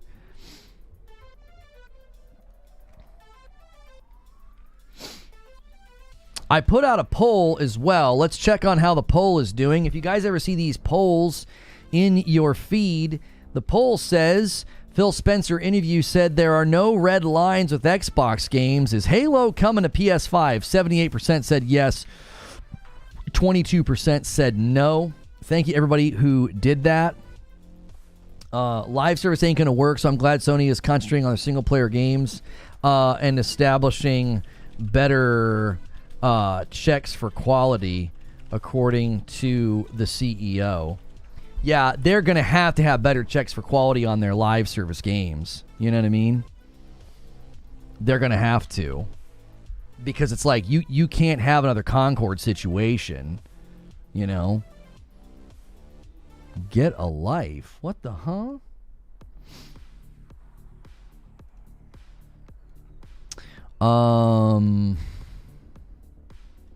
this one guy's name, he always gets filtered because of his name. Will Broke Boy Lewis with a $5 super chat tip says, after the deep dive yesterday, I'm extremely excited for South of Midnight. I included that in today's show open. I think South of Midnight has looked awesome from the beginning, and I had a lot of people that disagreed with me because the cutscenes had like that stop motion 30 FPS thing. I tried to tell them, I'm like, stop looking at the cutscenes. The combat in South of Midnight looks cool. South of Midnight has a vibe. I am very much looking forward to that. It looks like a more mature Kane of Bridge of Spirits. I'm very much looking forward to that. Furious TV with a 10 spot. I love RPGs, but Veilguard characters look like Shrek level CGI with bigger stupid heads. Even the males look like washed up. Yeah, I don't know why you're saying that. I'm serious. You have got to be careful who you watch. You have got to be careful who you watch.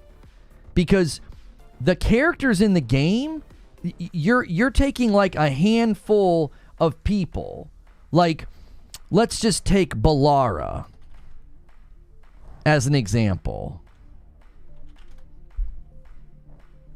Right?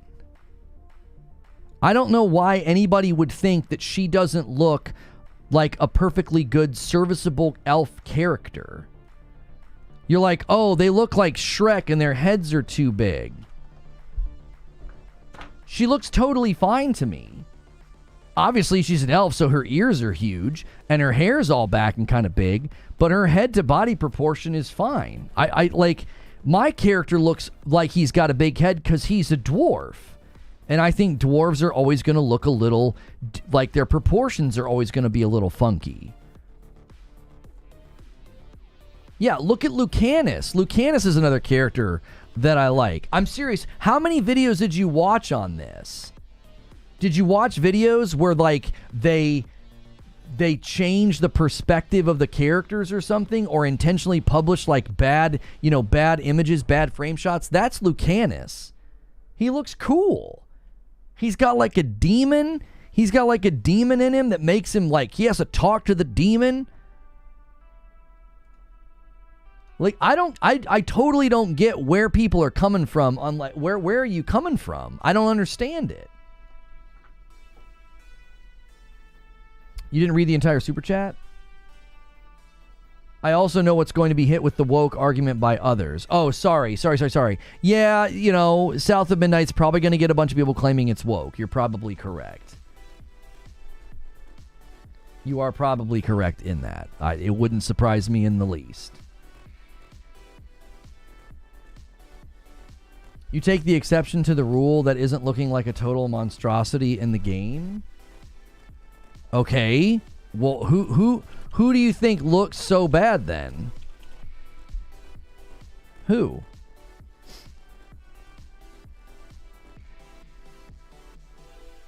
Nev? Nev's a hottie.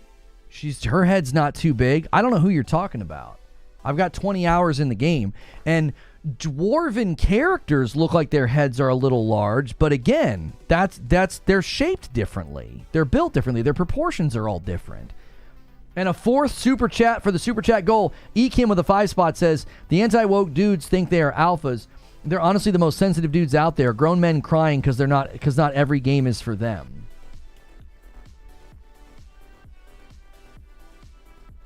He said she has a massive head. Dude, you are retarded? Who has a massive head? Are you talking about Harding? She's a dwarf.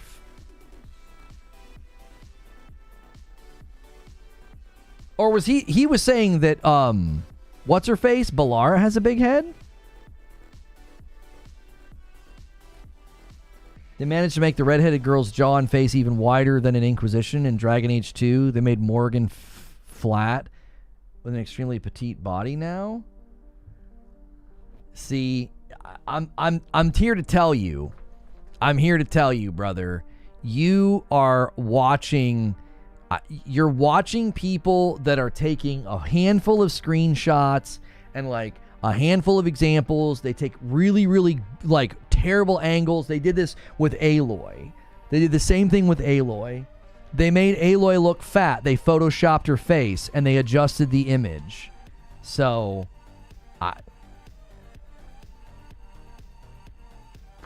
Self-reporting weirdo. Yeah, the conversation always devolves into the same thing.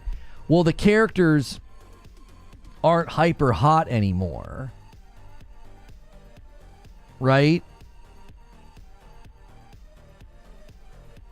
Like, so again, it's because if you go back, Morgan, and if you look up pictures of Morgan, like older pictures of Morgan, she's in an incredibly low cut shirt. And she is pretty busty. And they've toned that down now with the character. Actually, if you know how women's bodies work, this is basically the same exact person. Like, if you understand, yeah. Look, this is her in a previous game, and you can see they've got a copious amount of cleavage, and then this is her in the new game.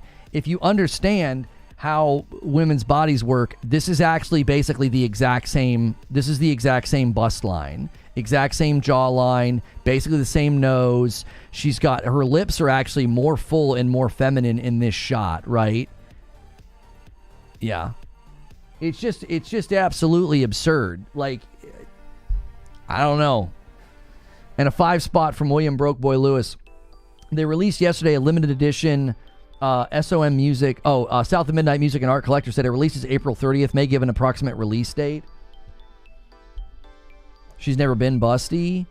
It's not that she's not busty. It's that she doesn't wear a bra. So, like, again, if you understand how women's bodies work, they're going to look flatter because they're hanging down. This is so embarrassing that I have to explain this to people. Like, again, if you understand, if you stop watching anime and looking at airbrushed images or people who have had surgery that make them to where they don't move, a natural body will do that. When they're not wearing something to support them, they will hang lower and looks flatter. And then when you put them in something, they will look bigger and bustier, like Jiminy Christmas. It's like you're obsessed about something that you don't even understand. Good golly.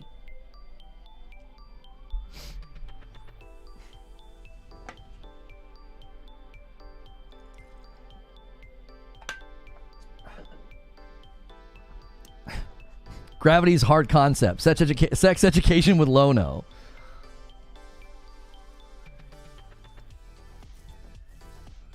Like, I just looked at a bunch of pictures of Morgan. She's not walking around super busty. She's walking around El Natural. And as Creed says in The Office, swing low, sweet chariot. Like, that's just what happens. And when you look at her in the new game, she's built exactly the same. She's built the same. And she's still not a fan of bras. You know? Like, Jiminy Christmas. Like, I'm embarrassed that this is even a topic. It's just embarrassing. Like, I just want you to stop and consider for a moment that that's the dialogue about gaming. That's the dialogue that some of these people are choosing to engage in. They're taking a screenshot and they're claiming that bust size has been reduced, and like, that's a serious problem. And it's like, I just did 30 seconds of research. It's not even true. If it was true, it's still weird that you care, but it's not even true. It's not even true. Oh, we just did 30 seconds of research with Google, and it's like, no, she's built almost exactly the same.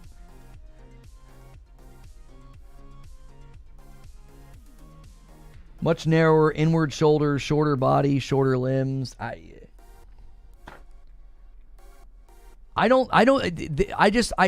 wish you could have the self-awareness to see how weird you come off. How cringy, awkward, weird you come off.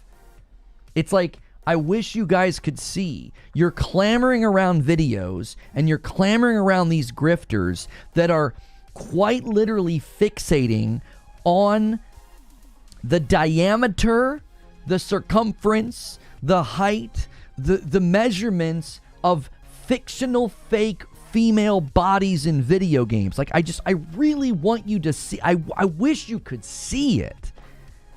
I wish you could see it. It's super weird. It's uncomfortably weird. It's like, what in the world? I truly wish that some of y'all could have the self-awareness to see it, because all you're doing is funneling impressions and money to people who are just absolutely grifting. It's not genuine.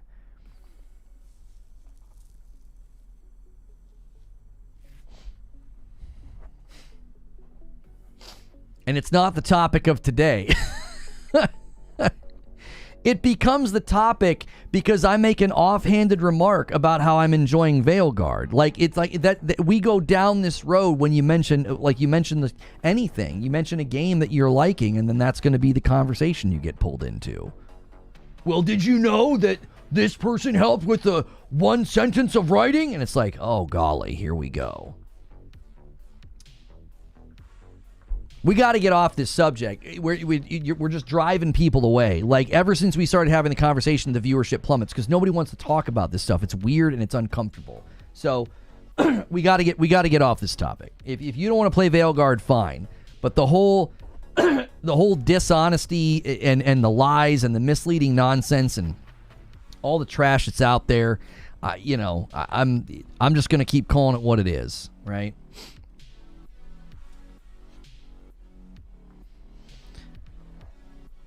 We covered Phil's comments about the handheld. We covered Phil's comments about the $1,000 console. Do you think when Phil said what he said about the $1,000 console, do you think at some level it's like a passive shot swipe about the $700 Pro and where high-end hardware is headed?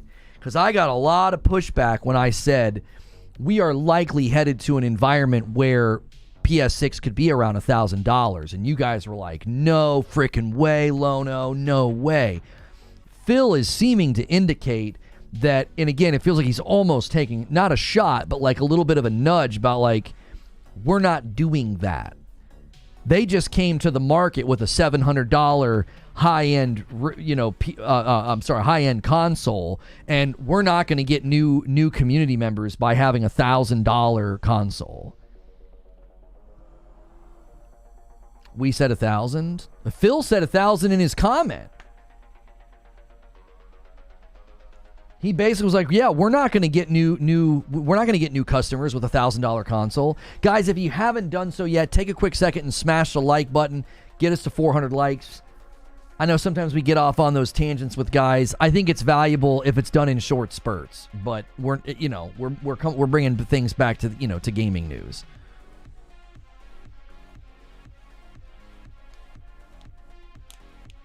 I think he knows how much they'd have to sell a high-end console for, and he knows that that side wouldn't go for it. You don't have the user base to subsidize their console, so that's likely the price they would have to pay to build one that's comparable. Everything under 1,000's on the table. Oh, you're thinking $999, Paul. I think the PS6 will be $999, like you said, says Pac-Man on a bike. I'm just considering inflation, costs of production. What's good, hardcore magnanimous gentlemen? How are you?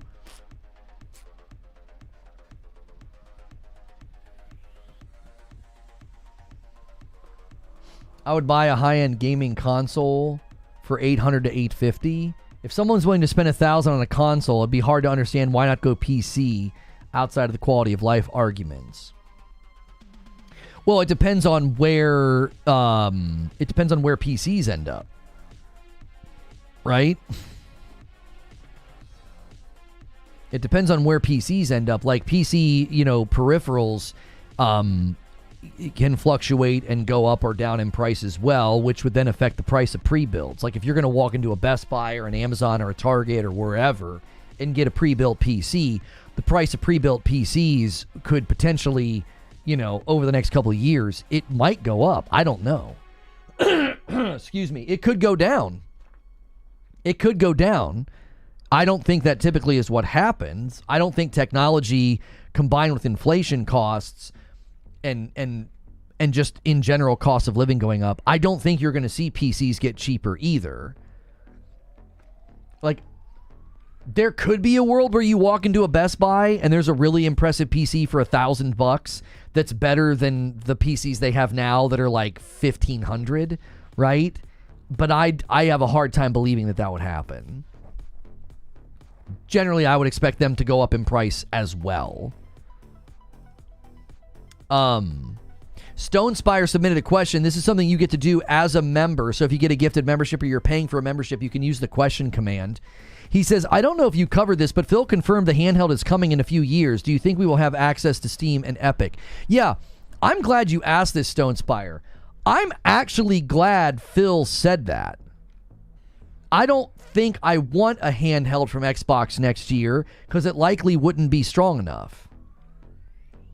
Does that make sense? I feel like handheld peripherals, screens, memory, CPU, GPU, all of those things need to get at a base level of strength so that an affordable consumer level handheld can get like a 60 hertz refresh screen and a CPU, GPU, and memory that is strong enough to do like 60 FPS in my hand. I think the likelihood of that happening goes up if the Xbox handheld is like 3 years away. If it was like a year or two away, I'd be like, it might be playing games at 30 FPS most of the time, and at that point, I don't want one. Right? I don't want one. So it's like, I'm actually glad that it's further out than originally thought. I think the Xbox crowd thought we're getting new hardware next year or in 2026. So you've had a lot of Xbox guys claiming that there's going to be a mid-gen or a new or a really nice or a stronger console 2026. Phil shot that down almost assuredly by saying, we're not going to get new customers with $1,000 consoles. Basically, he's like, we're not doing high-end console market. We're not doing that. And then the handheld situation, the handheld situation, it's like a lot of people thought we're going to get an Xbox handheld next year or in 2026. Phil made it sound like you're probably going to get an Xbox handheld in 2027.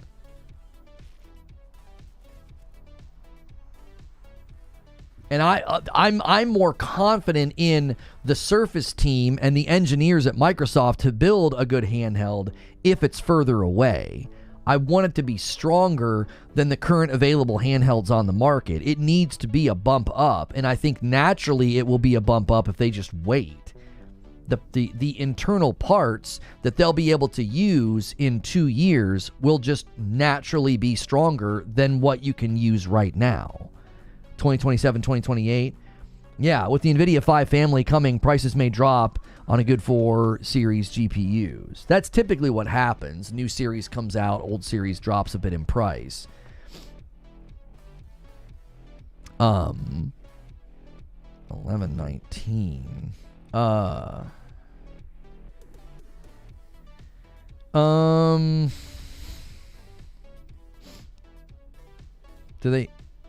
Why don't they have a link? More comfortable, durable, more effective, improved, anti-glare, waterproof plus, new, to ensure secure fit. Some of the biggest issues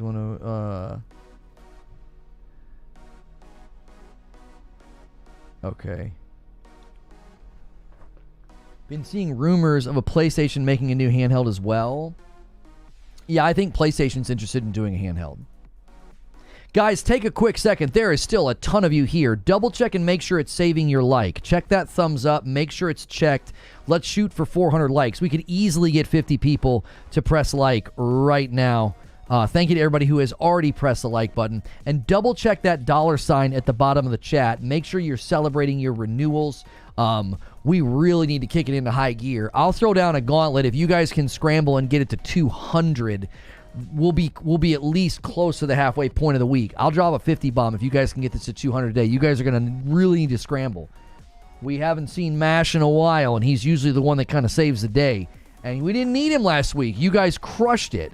So keep it going. Make sure you're doing your renewals, though, because you pay for it, and you're not getting credit for it if you don't celebrate it in the chat.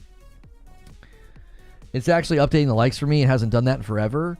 Oh, is it giving you a live update, Willie Kale? On premieres, I still have to refresh the YouTube page. The like count doesn't actively go up when I'm watching a premiere with you guys. It was at like 9 likes. We were halfway through the premiere. I refreshed, and it jumped to like 86. And I'm like, I don't know what they did to the YouTube UI, but yeah. Smash the like button. Hit it. If Xbox is moving away from building high-end console, they could leave PlayStation being the only high-end console on the market. Jack, they've kind of already done that. Haven't they? Still waiting on the Portal Pro. The Portal's going to be getting an update the end of the year. We're going to be seeing a Portal update that will bring cloud to it, as well as some other cool things. So keep your eyes on that. Keep your eyes on that. That'll be happening anytime. Can I interest you in Boosteroid over the PS5 Pro? FCAT, did you see those bot comments? I got a bunch more after I posted the tweet. I posted another image. I was like, yeah, I just got 3 more. It's crazy. Watch and see. What is Mick Foley saying to you guys?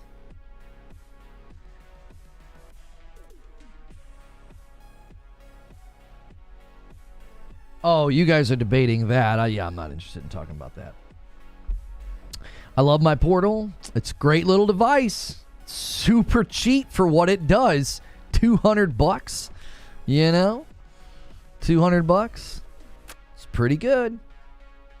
Those bots have been around for a while, FCAT. Yeah, dude. They found my video. They found my PS5 Pro gameplay video. I wonder if my PS5 Pro gameplay video, did it have a spike in viewership or something? No, it hasn't seen like a spike in viewership or anything. I mean, the viewership is really good, but it wasn't like it suddenly got put on a runner somewhere. That's Mankind and Cactus Jack to you. Yeah, look out for Sacco.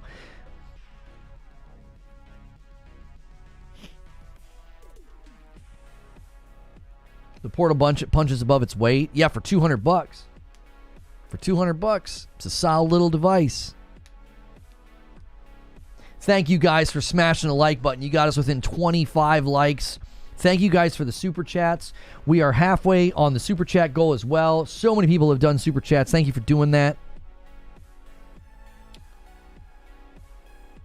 Dude love. Let's pull up another question. Yeah, I'm not taking that one from Trill. OG Omar says, on a scale of LeBron to The Rock, how broad do you think a female elf's shoulders should be in game? You guys are such trolls. I'm like, yeah, we got to get off this subject. And you guys are like, let me submit some questions to you there, brother. Jiminy Christmas.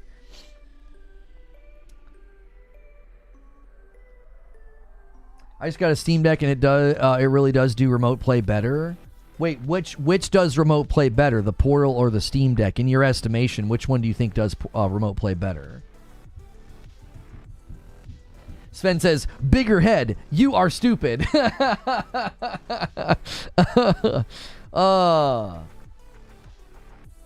He got really angry.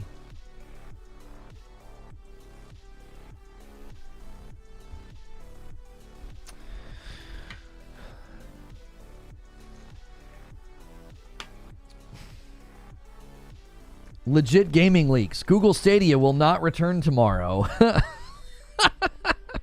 That account's funny. Oh, man. I wouldn't be surprised if Xbox goes full software in the future. Going to be able to play games on your fridge and your kids leapfrog the tablet. Is this a real advertisement? Have you guys seen this advertisement, this advertisement? Let me see here.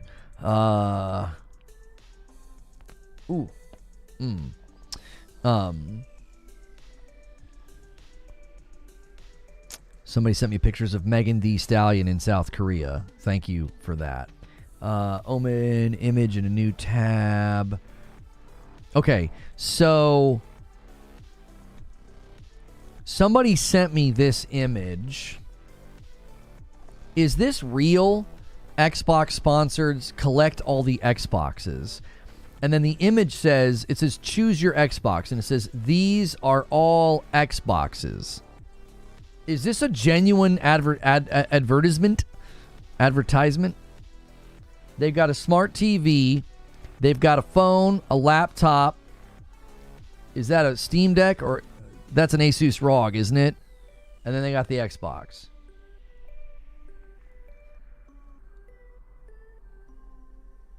If this is a genuine ad, then what they're basically doing is they're saying we know internally that they said every screen is an Xbox, right? We know they said that. If this is a real advertisement, no, Xboxes is wrong. Yeah, is this, what's with the E here? Is this a Photoshop?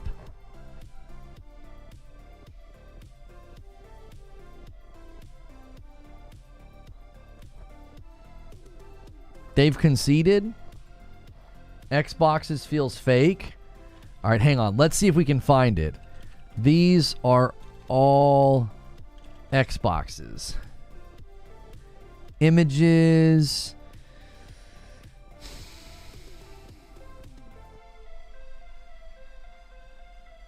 Yeah, boxes is the correct spelling. It just looks funny.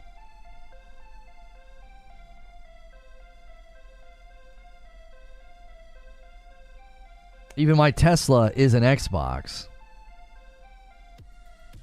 It looks like a genuine screenshot that somebody took. Because, like, if you scroll up, you can see his other stuff. He's got somebody posted pictures of food, and then here's this. I don't want to scroll down because there's like a real person's name. It looks like that, so I don't want to scroll down. I think this was from his Facebook. So I don't want to scroll down any further and dox somebody. But, like, that looks like a genuine ad. Like, that doesn't look like a Photoshop.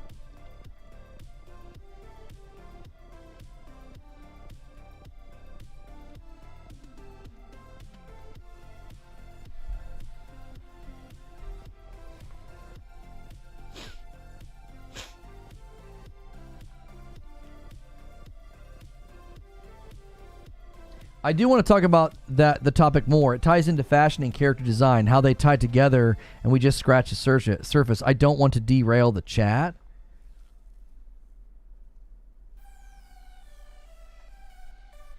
I think it's real. Hang on. Can anybody else find the ad? All right. Paul found something here that says this is an Xbox. Okay, here we go. Meet Xbox. This is an Xbox. Yeah, it's their new marketing push. I mean, I don't know how long this has been up, but this is 100% their marketing.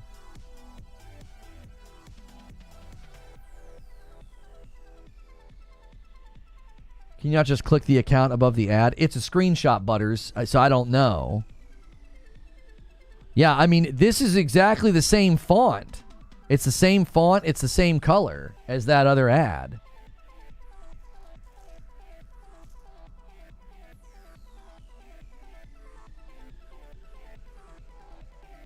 They got a dadgum MetaQuest on here.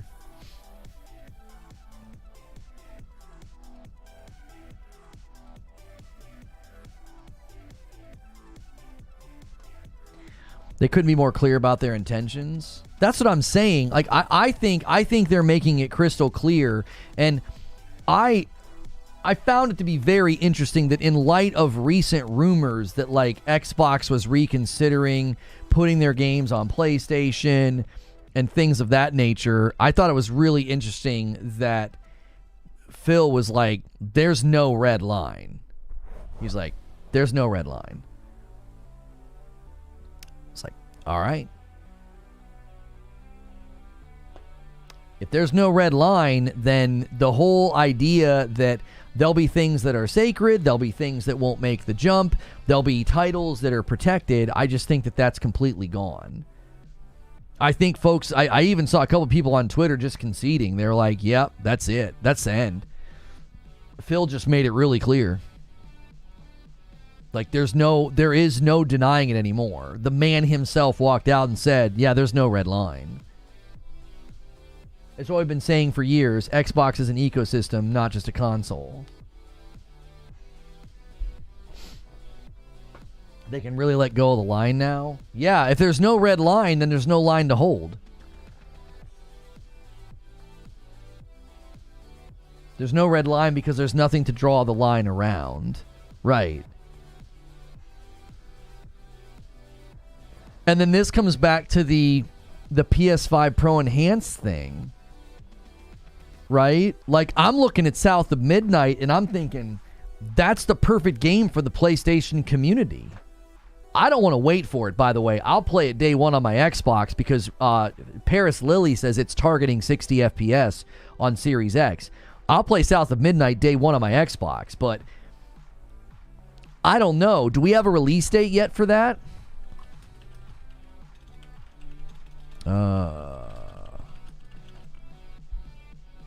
It's just 2025. That between now and its launch date, I feel like South of Midnight could turn into a day and date on PlayStation. What engine is it? It's Unreal 5. That's the only concern, is that it's Unreal 5. Unreal 5 doesn't have a great track record right now, but if it being Unreal 5, we know that's an engine that has no issue coming over to PlayStation. Jake says, the end isn't at the beginning. They will never match what Sony does with consoles. This is the new strategy to make all the money they can. Right, but now we're entering into an era, Jake, where, like with South of Midnight, I'm starting to feel like those PC guys that say, I'll just wait for it to come to PC. It's Unreal 4? Is it Unreal 4? Oh, thank goodness. Why? I don't know why Google says Unreal 5. South of Midnight, according to Pure Xbox, is using the Unreal Engine 4. Oh, thank goodness. Google is incorrect. Unreal 4 has had such better results recently from games than Unreal 5. Not surprising, right? Like later in the gen of the engine, it's more polished.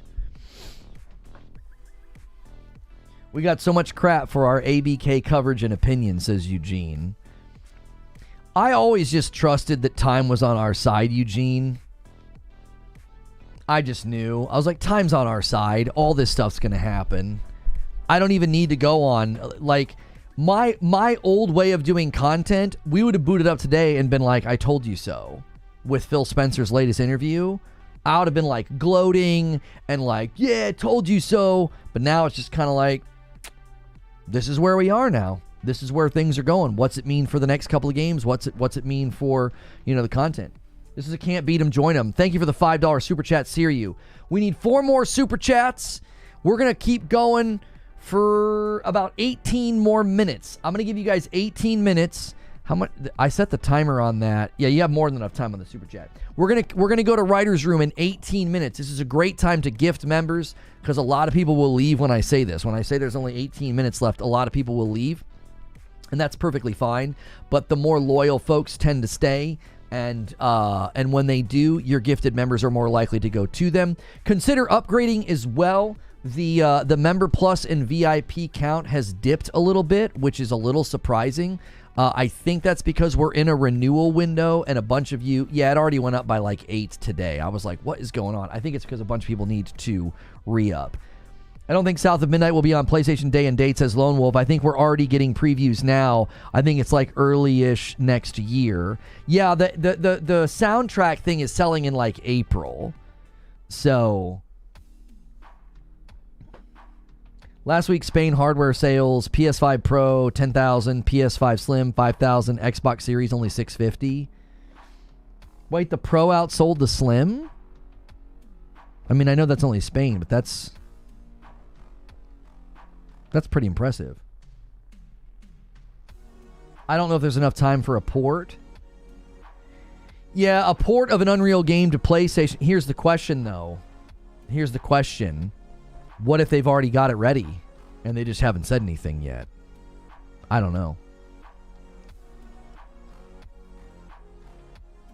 I'm just curious.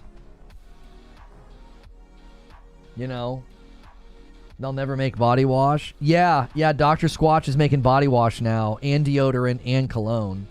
I got their wood barrel soap. I want the deodorant and I want the cologne so bad, but it's like it's not cheap. I can't justify buying it for myself. So my family's like, "What do you want for your birthday and Christmas?" And I just put that on the wish list. I was like, I can't buy this for myself. I would feel guilty. A $5 super chat tip from Hardcore Magnanimous Gentleman.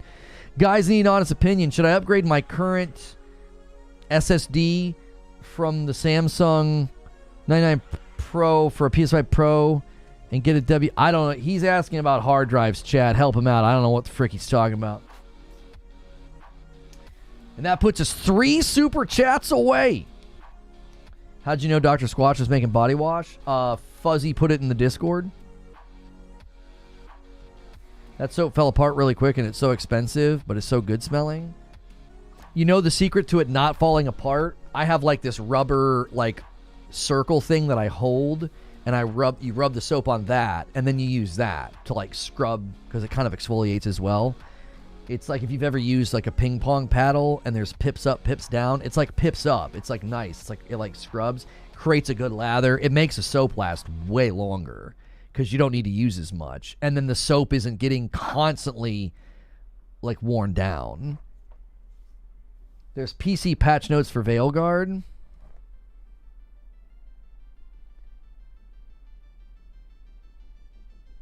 So it looks like some game crashing with shader compilation.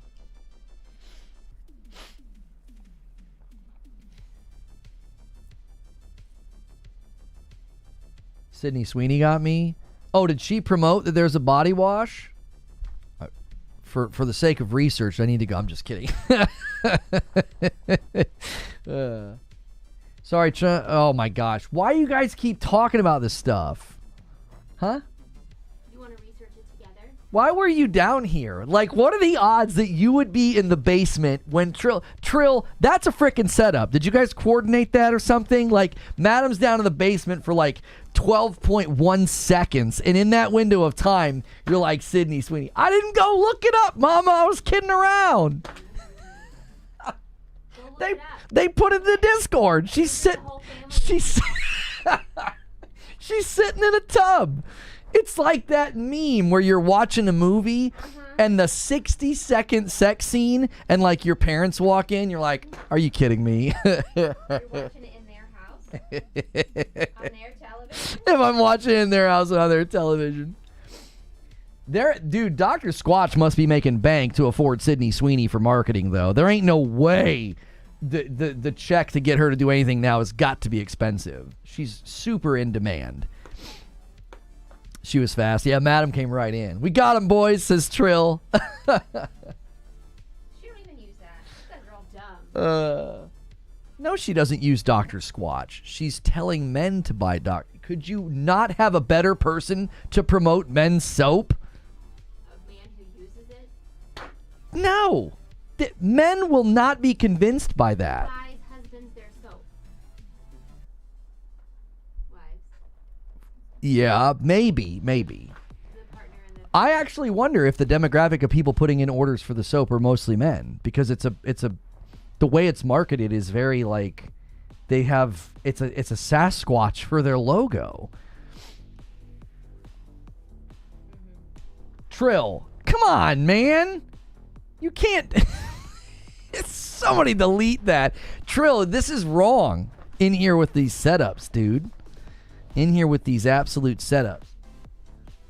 Lono Meat Couch. I didn't even go and do it. I joked. I said, I have to go research it. And I said, I'm just kidding. And then I sat back in my chair. And then Madam popped out like a, huh? Leave that in there? I can't get the delete button. It's off the screen. Hang on. I have to drag. Okay. All right. Oh. Behave yourself, Trill. Okay. You could have deleted it. You're a mod. All you got to do is hold down on mobile and go to delete. Half my Discord's off of the monitor. Okay. Interesting. It's basically babies could do it, but you couldn't. This is ridiculous. I'm trying to run a talk show here, and you guys are in here setting me up. You know? Put it back, Trill. Creature said, put it back. You guys are all in trouble. Madam is in the Discord right now. You guys are all in trouble. You can't keep putting that in there. You guys are all in trouble. I'm not even a part of this anymore. You guys are going to get the wrath of Madam. 28 months from Big Juicer. You're definitely not getting that soap for Christmas now. That's right. That's right. I'll get nothing under the tree. Oh, man. It's good soap. It is good soap. I use it. My son likes it. He all of a sudden decided that he wanted it too. And I was like, all right, you can use it. Thank you, Big Juicer, for 28 months, bumping the line to 103 members. You guys have 10 minutes. We're going to go to the writer's room in 10 minutes. And I think you guys owe me for the pain you just put me through. And so let's get the like count to 400. And then let's scramble on these members. We are really, really hurting. I just did some research, and that's some convincing advertising, says Joker Quinn. Y'all are out here trying to get a man in trouble, and I'm not even doing anything. That is nasty work, as they say. Stone Spire's probably going to do a double here. He's going to bump this to 105. He's trying to tempt that 20 bomb dunker. There it is. 2 singles from Stone Spire. He's hoping to see if any of the big boys can jump out of the shadows to help us out. I got some at Sam's in bulk, like 4 different cents. Yeah, they had a sale on Amazon, and I got like a huge sampler of them, and most of them I ended up not liking. I liked the Summer Citrus. I thought was like the best, and then the Bourbon Barrel is like the second best. Bourbon Barrel's the one getting all the extra stuff, though. It's getting deodorant, it's getting body wash, it's getting cologne. I'm like, all right, I think the Bourbon Barrel smells good. But I thought the Summer Citrus one was better. Like, the soap smell doesn't stay long enough. Like, you smell it in the shower, but it doesn't, like, stay with you. So you probably need the cologne. Belphegor with the 5 bomb takes us to 110 and then 111 because of Joker Quinn. Some of y'all need to jump in and help. If this hits 200, I'll drop a 50 bomb. We got to get closer to the halfway point. We're halfway through the week. It is Wednesday, my dudes. I've got a gauntlet thrown down for you. And if we get 3 more super chats, I got to add as well. Y'all need to try Sterling Soap. Sharp dressed man smells like green iris tweed. It's not much, but subscribing drops the price of the bar by $1. Huh. I take full responsibility for the promotion of Bourbon Barrel. Oh, because you're the one buying it up. Did Sydney Sweeney sell that? Yeah, that's all that matters. Is did she have anything to do with the marketing? Oh man. All right, let me set up redirect. We're going in 8 minutes, boys. 8 minutes. You got some time to submit some questions. Put it towards the sleeping bag. Mile High gets us 2 away on the Super Chat goal with a $5 Super Chat. Thank you so much, Mile High. Oh, man.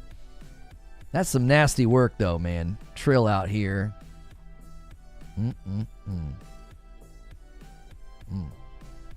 And Mile High gifts a member as well. He's trying to help both goals. He helps the Super Chat goal, and he helps the member goal. Thank you so much, Mile High. Yo, it's good, Easy Evan. How are you? Bar soap seems gross.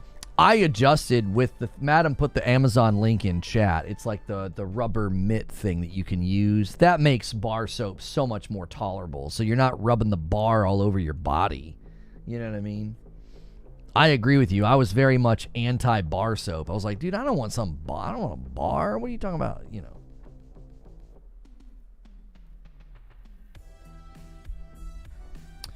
Steven Totillo says Bloomberg's not allowed to have all the fun. I'll have a new Phil Spencer interview in GameFile subscribers' inboxes shortly. Man, Steven Totillo gonna make me spend some money to get into GameFile. I got an offer for a free month. Maybe I still have that email. Substack or somebody sent me a promotion. I'm more surprised you never saw her ad with them. I see their ads all the time when I open up Instagram, and I've never seen her. It's always just them, like, cutting the soap in the factory and talking about, like, oh, we're having a big sale right now. Like, if I open up Instagram right now, I guarantee you I'll go through these stories, and when I get done with the stories, yeah, Dr. Squatch cologne, scents that will make her freak, right? And so it's just some random girl smelling it and hugging her boyfriend. The next one, another one, Fireside Bourbon, right? The cologne. And then the Glacial Falls. There you go. Which one smells the best? I think the bourbon one smells the best.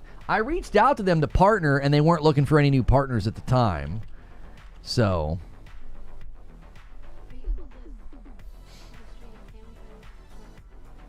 well, we're family friendly right now. We are.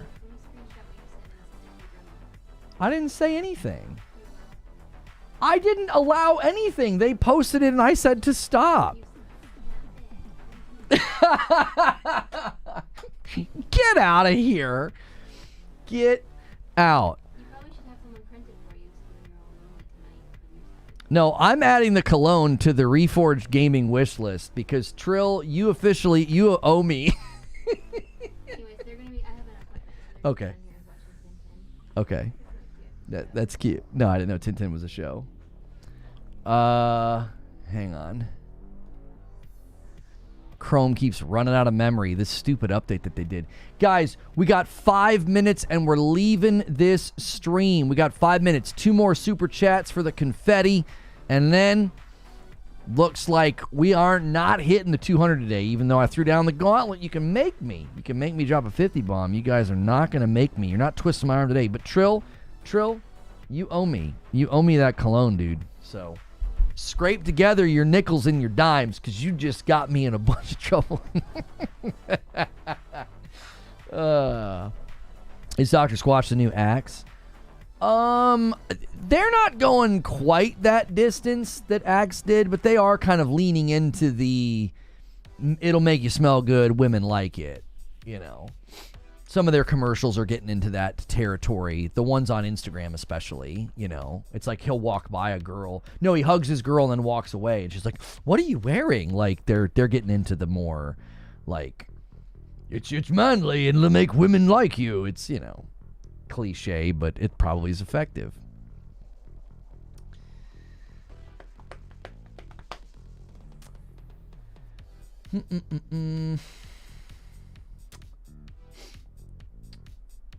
Thanks, Lono. Wish I could have got to see earlier shows. No problem, man. Guys, the show will continue. We're going to go to the writer's room in 3 minutes, so you can come with us. You can keep coming with us. And if you do, why do they make you subscribe? Can you not? Can you? Oh, no, yeah, you do one-time purchase.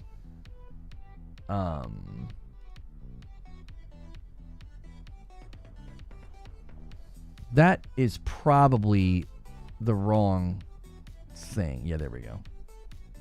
Hey, guys, Madam is gone. Postmore City, no Mile High. Thank you for the $5 super chat.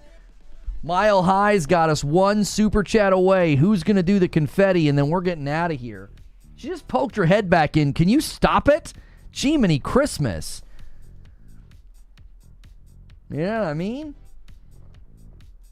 She's like a copperhead in the water. You just got to expect her to be there. She's going to pop out. Surprise, mother... Like... Some fries.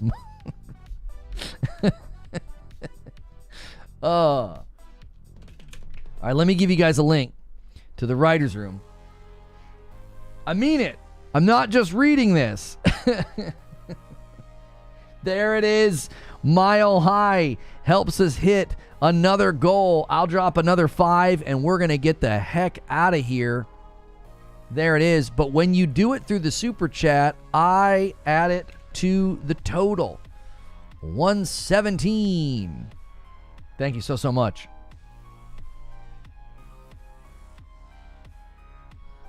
Is it me who hit it? Thank you for the 2 spot. No, for the super chat goal, it's got to be $5 or higher, but Mile High got it. We're going to get out of here. I'm going to spam a link for you guys, and then we're going to redirect. Take this. Now you have to watch the ad in Writer's Room. I ain't watch no freaking ad. It's Wednesday, my dudes. I'm going to church tonight. You ain't going to make me have to go in there and feel all guilty. Here we go. Thanks so much for being a member, and thanks so much for supporting the channel. You've either watched enough to get a gifted member or you've signed up for one.